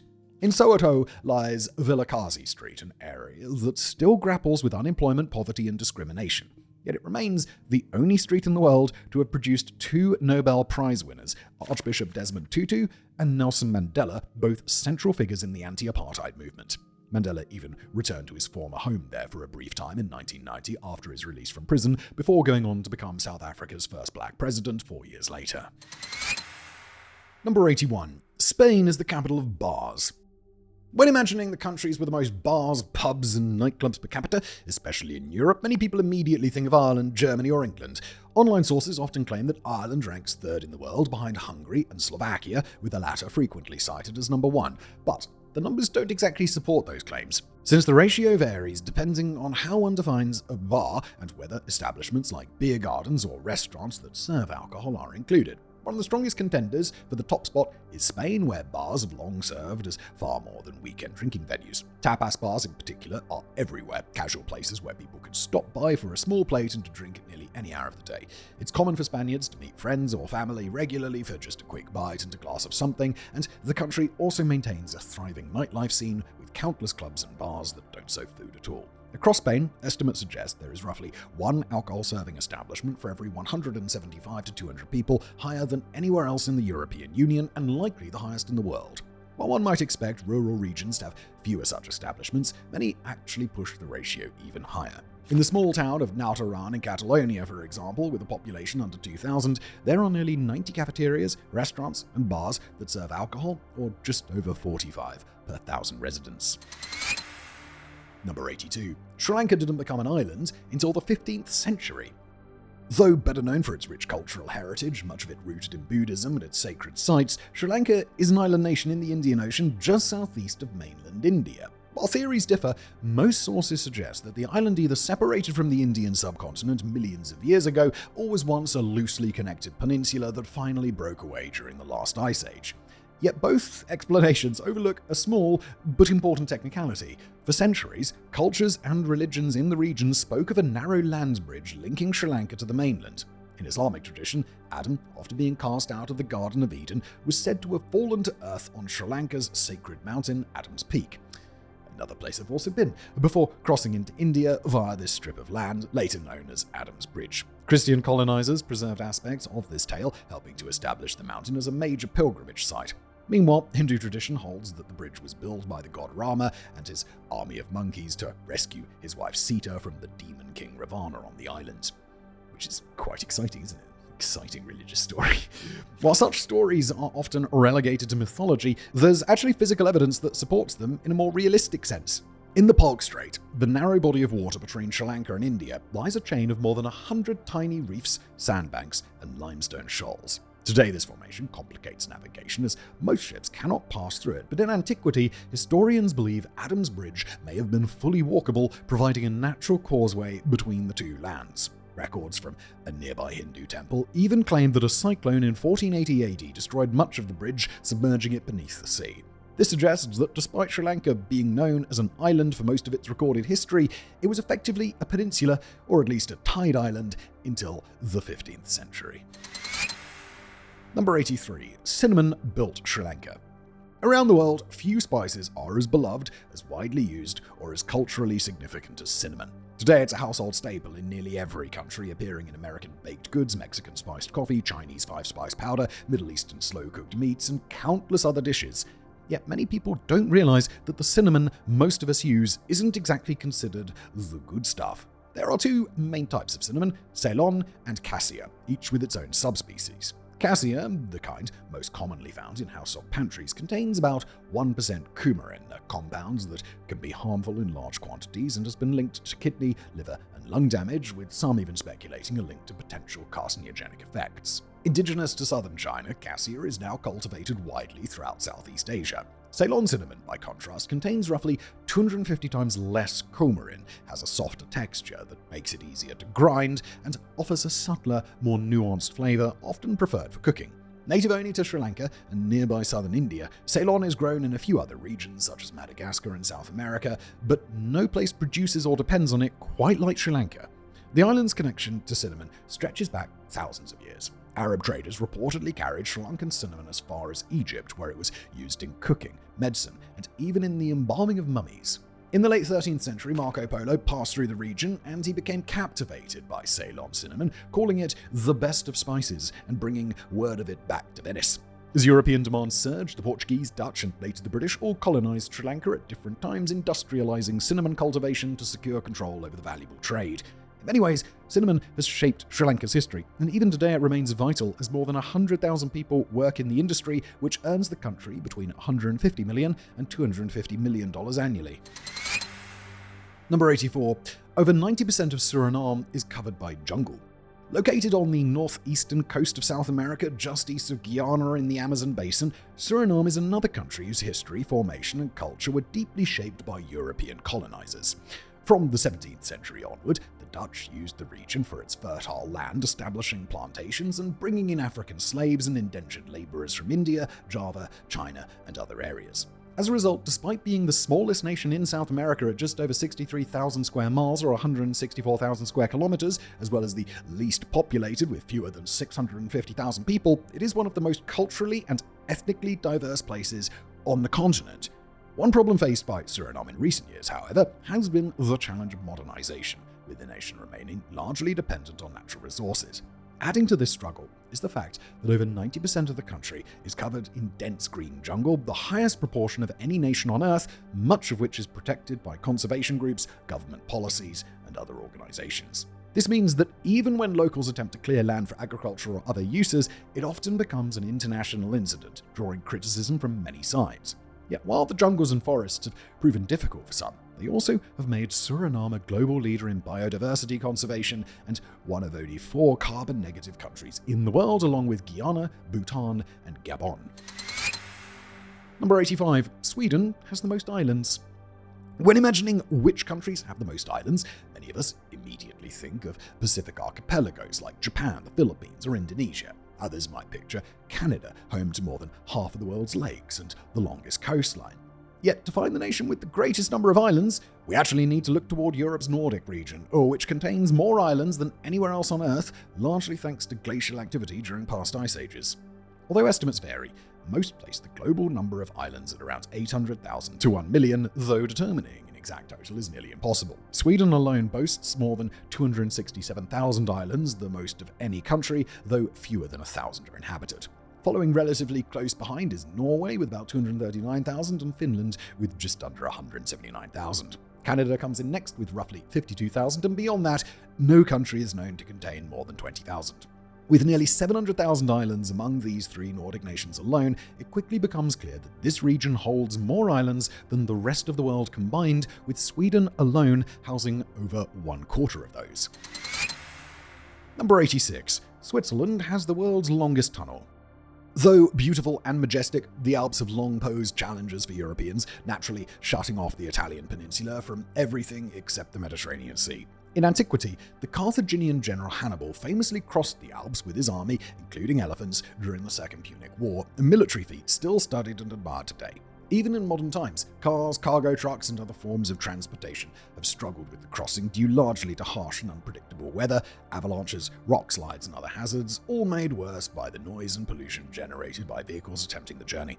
In the early 1990s, the Swiss government set out to address these issues by decisively shifting all freight transport from road to rail and approving a referendum to construct a massive, low-elevation, flat, and direct train tunnel through the mountains. Using enormous boring machines launched from 4 primary starting points, engineers spent nearly 20 years digging and assembling the tunnels. At a total cost of $12 billion, the project finally opened to traffic in 2016. Stretching more than 35 miles, 57 kilometers, beneath the Alps, the Gotthard Base Tunnel is the longest transportation tunnel in the world, train, road, or otherwise, and the second longest tunnel of any kind, surpassed only by New York's Delaware Aqueduct, which carries water for 85 miles or 137 kilometers. The more you know. Thanks to its design and position, the Gotthard Base Tunnel is also the deepest tunnel on Earth, reaching a maximum depth of 1.4 miles or 2.3 kilometers below the mountains above. Number 87. Tajikistan houses the world's largest glacier. It should come as no surprise that glaciers are most commonly found in the polar regions, with the majority located in Antarctica, Greenland, and similar areas. In fact, the largest individual glacier in the world, known as Sella Glacier, lies on the frozen continent and measures an astounding 2,700 square miles or 7,000 square kilometers, roughly the size of Delaware. Yet outside the poles, glaciers still appear across the globe, found on every continent except Australia, most often in massive high-altitude mountain ranges such as the Himalayas, the Andes, and the Rockies. One location, not often associated with vast expanses of ice, though surprisingly deserving of the distinction, is Tajikistan. Long called the roof of the world, the country sits where 5 mountain ranges, including the Himalayas, converge to form the Pamir Mountains, leaving half the nation at elevations of at least 10,000 feet or 3,000 meters. With around 93% of its land covered by mountains, Tajikistan is the second most mountainous nation on Earth, behind only Bhutan. Nestled among these towering peaks are some of the largest and most abundant glaciers in the world, totaling between 13,000 and 14,000. Most notable among them is the Fedchenko Glacier, located in the Pamir's Yazgulim Range in central Tajikistan, stretching 47 miles or 77 kilometers. It's the longest and potentially the largest overall glacier outside the polar regions. Number 88. Tanzania had the world's shortest war. Today, Tanzania, located on Africa's east coast along the Indian Ocean, is a nation renowned for its natural beauty, thanks to places like the Serengeti with its countless wildebeest, zebras, and other wildlife, as well as Mount Kilimanjaro, the tallest peak in Africa. Yet perhaps the country's most curious claim to fame is that at the end of the 19th century, it was tied to the shortest war in history, which unfolded on Zanzibar, the nearby archipelago that later became part of Tanzania when the two united in 1964. In 1890, however, Zanzibar was handed over to the British under the Heligoland-Zanzibar Treaty, while what is now mainland Tanzania went to Germany. Britain soon installed its own puppet sultan, who ruled for just 3 years before mysteriously dying in his palace, rumored by many to have been poisoned by his cousin. That cousin, Khalid bin Bargmash, immediately claimed the throne, declaring himself the new sultan and ignoring British demands to step aside. Instead, he began assembling and arming a force of roughly 3,000 men, supported by the royal yacht anchored in the harbour. In response, the British gathered their own forces just offshore, deployed troops to prevent unrest, and prepared 5 naval warships under the command of Rear Admiral Harry Rawson. After issuing Khalid a series of warnings with a strict deadline to surrender, the British made ready for an assault. On August 27, 1896, at 9 a.m., they opened fire, and within 2 minutes, the palace was reportedly collapsing on the 3,000 soldiers inside, with most of the Sultan's artillery destroyed. Soon after, Zanzibar's only significant naval vessel, the Royal Yacht, was sunk. By 9:40 a.m., the bombardment had ceased, British forces had taken control, and Khalid had fled to seek refuge with Britain's rival Germany just 2 days after asserting control. In total, 500 Zanzibaris were killed, while the British suffered only a single casualty. A new puppet sultan was placed on the throne, and Britain maintained control of Zanzibar until 1963. Lasting just 38 minutes, the Anglo-Zanzibar War remains the shortest war in all of history. Number 89. Thailand has an annual buffet for monkeys. Located in Southeast Asia, Thailand is predominantly a Buddhist nation, with over 90% of its population practicing Theravada Buddhism, the oldest and most traditional form of the religion still observed today. The country also borders Cambodia to the southeast, whose Khmer Empire left a lasting empire on Thailand through the hundreds, if not thousands, of temple ruins scattered across the region, many reminiscent of Angkor Wat. In recent years, however, one such temple, Pra Prang Samyot in Lopburi, about 2 hours north of Bangkok, has gained fame for a very different reason. The area has long been home to a large population of long-tailed macaques, which locals believed are descended from the monkey god Hanuman from the Hindu epic Ramayana and bring good fortune to the city. As a result, the macaques have been treated with respect and allowed to roam freely, regarded more as honored guests than pests. In 1989, a local business owner elevated this reverence by launching a festival dedicated to the animals. On the last Sunday of every November, residents set up hundreds of tables overflowing with fruits, vegetables, sweets, and other offerings outside the Khmer temple. What began as a local tradition has since grown into an international event drawing tourists from around the world. Many visitors simply watch and take photographs, while others place food on themselves or try to interact with the monkeys directly. Unfortunately, the festival has also created challenges for locals. Where the temple grounds once hosted only about 300 monkeys, years of feeding both during the event and throughout the year have caused the macaque population to swell to between 3,000 and 4,000. That's a lot of monkeys. They're now frequently seen wandering the area, stealing food from residents, and during the COVID-19 pandemic, they essentially overran the town. This surge eventually prompted officials to seek solutions, including the neutering of more than 1,600 monkeys. Number 90. A Turkish village uses bird language to communicate. During the latter half of the 20th century, Turkey experienced rapid urbanization, resulting in more than 75% of its population settling in and around cities in search of better job prospects, infrastructure, government support, and more. Yet before this shift, the statistic was nearly reversed, with roughly the same percentage of Turks living rural lifestyles in the early 20th century. Still, many parts of the country hold tightly to their traditional values and ways of living, particularly regions like Giresun province in the north. Situated along the Black Sea coast, Giresun is characterized by lush green mountains, world-famous hazelnut orchards, forests, pastures, and farmlands. Nestled within these agricultural communities is Kaskoy, a farming village tucked into the Pontic Mountains that holds a very unusual claim to fame. Because the surrounding terrain is so rugged, residents needed a reliable way to communicate across long distances, especially in the days before phones. To solve this, the people of Kaskoy and nearby villages developed a bird language 3 to 4 centuries ago, an elaborate system of whistles that could travel for miles across the landscape. Though it might sound simple, the Turkish bird language, known as Kuşdili, is far more complex than expected. Rather than functioning as its own language, it is considered a whistled dialect of Turkish, with various pitches and melodies replacing specific syllables, allowing for direct translation. Despite modern technology, like cell phones reducing the need for such communication, residents of Kaskoy and others throughout the region continue to preserve the language for its cultural and historical significance. Today it is taught both at the local school for children as well as an elective course at Giresun University. Number 91. Uganda is a paradise for birds.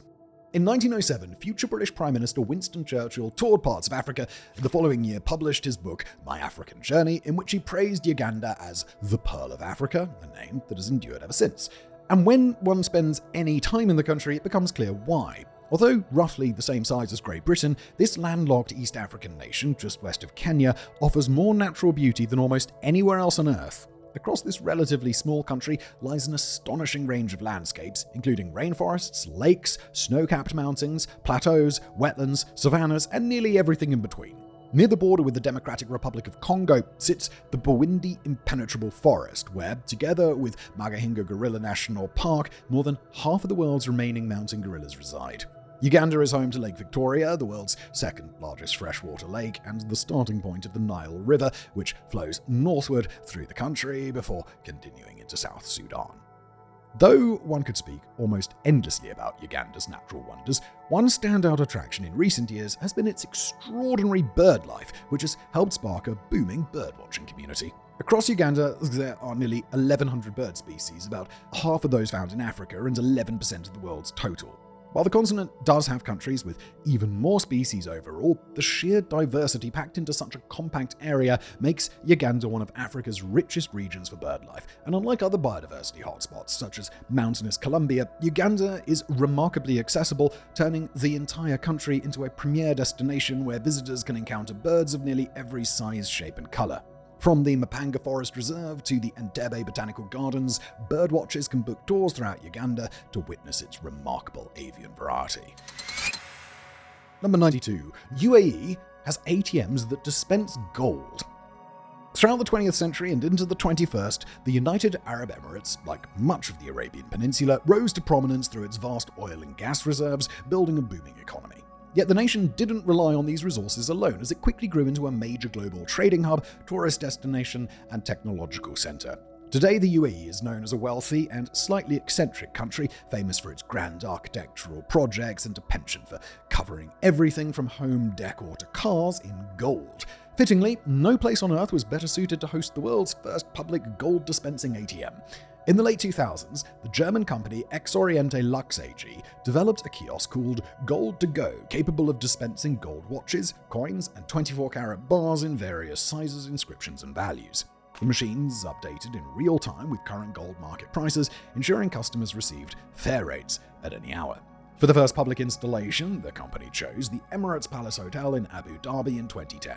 Stocked with 100 gold items, the machine sold out on its first day and proved an immediate success, prompting 2 more units to be installed in Dubai. Although reports suggest the original machine was decommissioned in 2017, the concept became popular enough for other countries to adopt. Today, gold ATMs can be found in high-security locations across Germany, the United States, Italy, Portugal, Switzerland, and the UAE, most of which even offer more options than the original, including gold-backed bills, a form of flexible local currency cash made with 24-karat gold. Number 93. The UK is the world's shortest flight. Whenever most of us picture the United Kingdom today, we typically think of the island of Great Britain made up of England, Scotland, and Wales, along with Northern Ireland to the west. Yet the UK contains more than 4,000 islands, with some sources listing over 6,000 at low tide. Of these, at least 790 lie off the coast of Scotland alone, grouped mainly into the Shetlands, the Orkneys, and the Inner and Outer Hebrides. While most are uninhabited, about 100 support permanent residents. Because building bridges or relying on ferries for many of these islands would be unrealistic, grueling, and expensive, several have instead developed some of the most unusual commercial flights in the world. On the Isle of Barra, in the Outer Hebrides, lies the world's only commercial airport whose runways are on a beach. Operated by Loganair, its flights must be scheduled around low tide, as otherwise the 3 sandy runways and their wooden markers are just completely submerged. The flights connect only to and from Glasgow, take just over an hour, and cost less than a typical hotel stay. Equally remarkable is the flight between the Orkney Islands of Westray and Papa Westray, which has operated continuously since 1967. At just 1.7 miles or 2.7 kilometers and also run by Loganair, it is the shortest commercial flight in the world, scheduled for 90 seconds, with trips as quick as 53 seconds when winds are favorable. Though it may seem novelty-like, the route is a vital link in a 3-way connection with Kirkwall Airport, the Orkney's main hub, and serves essential school, medical, and cargo needs for the local communities. Number 94. The UK was the first major economy to phase out coal. Of all the fossil fuels available to us, none have proven as abundant or as influential to global history as coal. With deposits found on every continent, including Antarctica, it has served as an energy source since prehistory, with evidence even suggesting Neanderthals used it for fire. During the Industrial Revolution, coal accelerated technological progress like never before, powering the steam engines that drove trains, ships, and industry. Then, in the 1880s, it became even more essential as people began using it to generate electricity for homes and factories. By the 1960s, nearly every developed nation relied heavily on coal, with the United Kingdom generating more than 90% of its national electricity from it. However, coal is far from clean and has often proven more hazardous than beneficial, both in its extraction and its combustion. This has pushed most developed nations in recent years to adopt cleaner alternatives such as wind, solar, and hydropower. In 2015, the UK pledged to close every coal power plant in the country. Since nearly 30% of the island's electricity still came from coal at the time, many doubted that this was possible, yet in 2024 the UK fulfilled that promise when it announced the closure of its final coal-fired plant, with all electricity now generated from wind, gas, and other alternatives, ending a relationship that had lasted more than 140 years. Of the G7 nations, the US, UK, Canada, France, Germany, Italy, and Japan, the United Kingdom is the first to achieve this milestone. While a few others are approaching it, the US still generates 16% of its electricity from roughly 200 coal plants, and Japan remains the most coal-reliant G7 nation, with 32% of its power coming from coal. Number 95. The most dangerous job in the United States isn't what you'd think. Across the United States, countless industries have carried significant risks throughout history. Think of coal miners battling black lung, construction workers facing fall hazards, or loggers crushed by felled trees. Even with modern regulatory agencies who are responsible for overseeing workplace and mining safety, as well as having better equipment than ever before, accidents still occur daily. Logging, often cited as the most dangerous civilian job in the country due to falling timber and unpredictable terrain, has a fatality rate of 98.9 per 100,000 workers, or about 0.099%. Among non-fatal injuries, the transportation and warehousing sector ranks highest, with an injury rate of just 0.0043%. And while many assume policing or active-duty military service must top the list of hazardous professions, these roles tend to fall much lower today, with policing holding a fatality rate of only about 0.011%.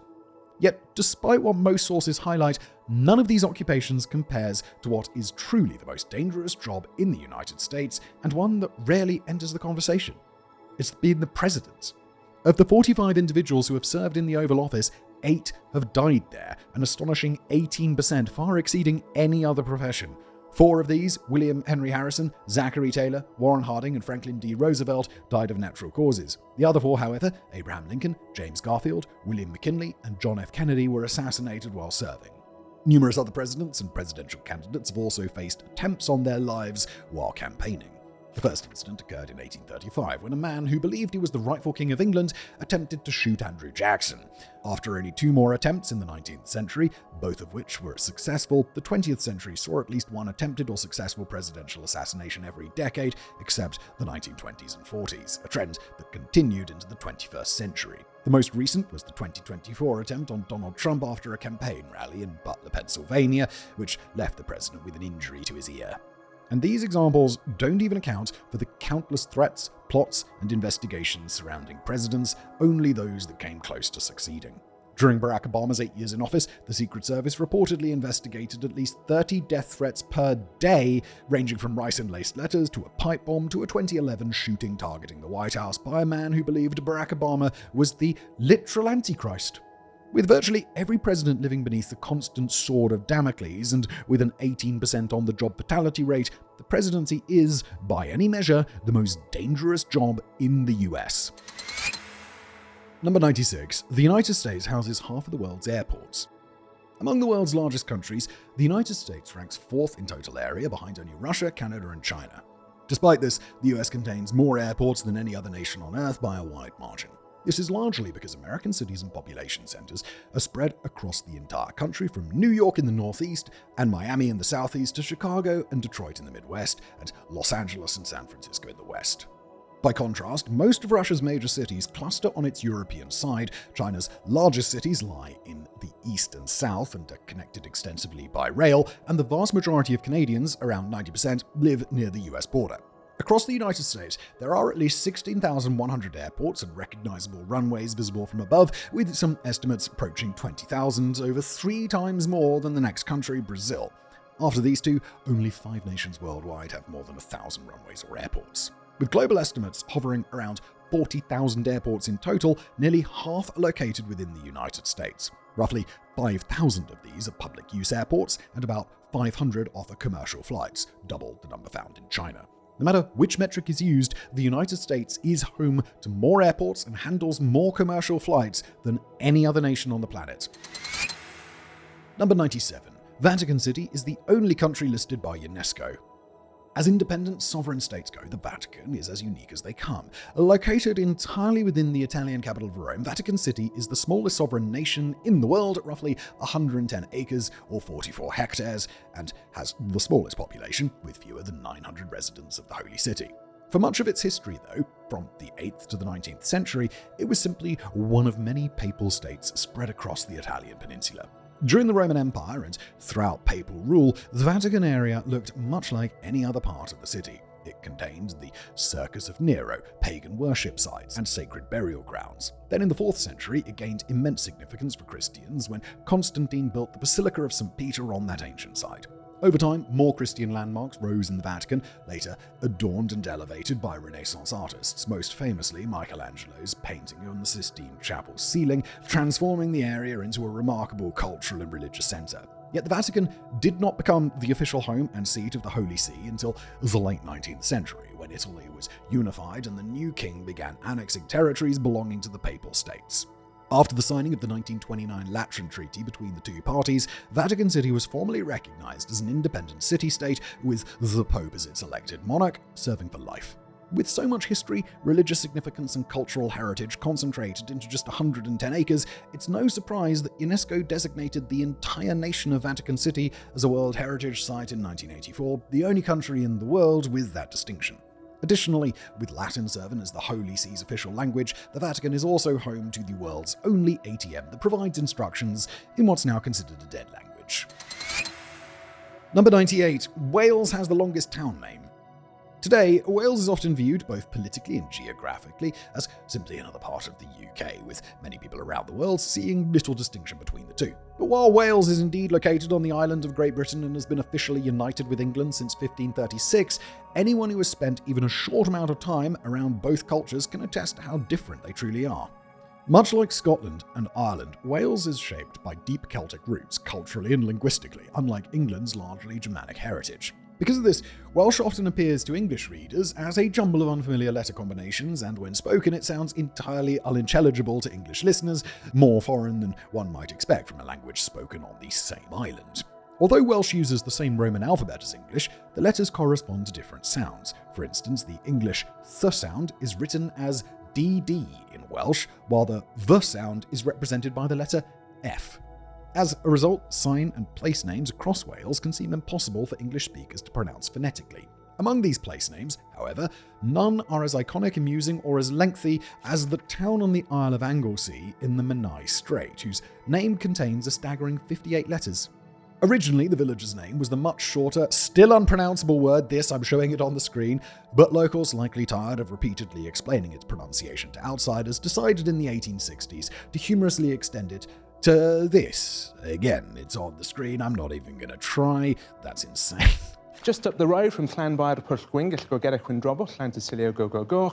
At 58 letters, it is the longest town name in the world and translates to St. Mary's Church in the hollow of the White Hazel near a rapid whirlpool and the Church of St. Tysilio near the Red Cave.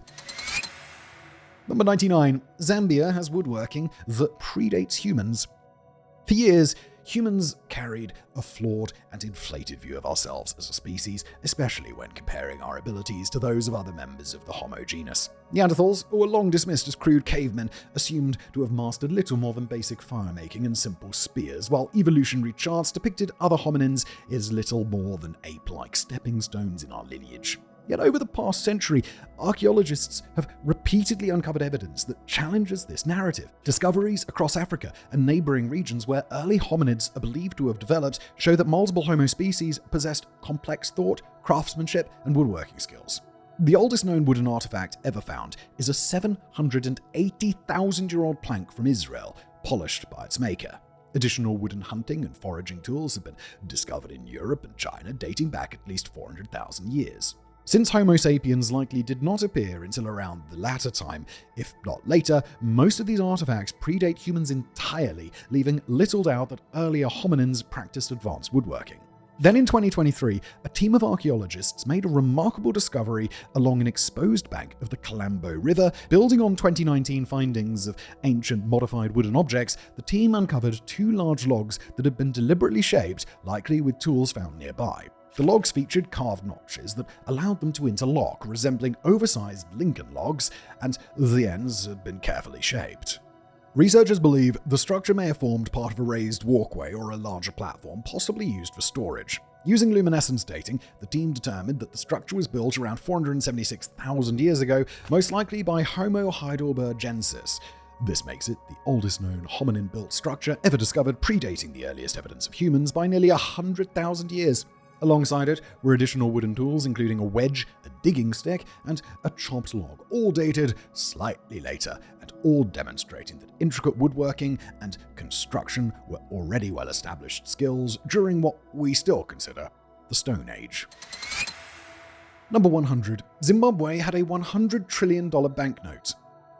In the mid to late 2000s, the United States plunged into a severe financial crisis, now known as the Great Recession, largely triggered by the collapse of the housing market. As the world's largest economy, the turmoil in the US sent shockwaves across the globe, sparking a worldwide credit crunch and damaging countless national economies for years.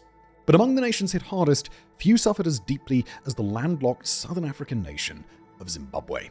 Zimbabwe already had a long-standing reputation for economic instability, stemming from a series of disastrous government decisions throughout the 1990s and 2000s. These included land reforms that caused food prices to soar, as well as the seizure of farmland from skilled farmers and its transfer to people with little or no agricultural experience. At the same time, the country's banking sector collapsed, and the government began printing enormous quantities of high-denomination banknotes to fund wars and import food for a population facing widespread hunger. Notes were valued at $1 trillion, and even $10 trillion notes flooded the economy, only accelerating Zimbabwe's spiral into hyperinflation. When the global financial crisis struck in 2008, Zimbabwe's situation became even more untenable. To keep pace with skyrocketing market prices, the government introduced a new note, the $100 trillion bill, the largest denomination ever printed anywhere in the world. Shortly afterward, Zimbabwe adopted a multi-currency system with fixed exchange rates in a last-ditch attempt to stabilize the economy. By that point, the record-setting $100 trillion note was worth less than half a US dollar, valued at roughly 40 cents. And that is the end of a very long video. Thank you for watching.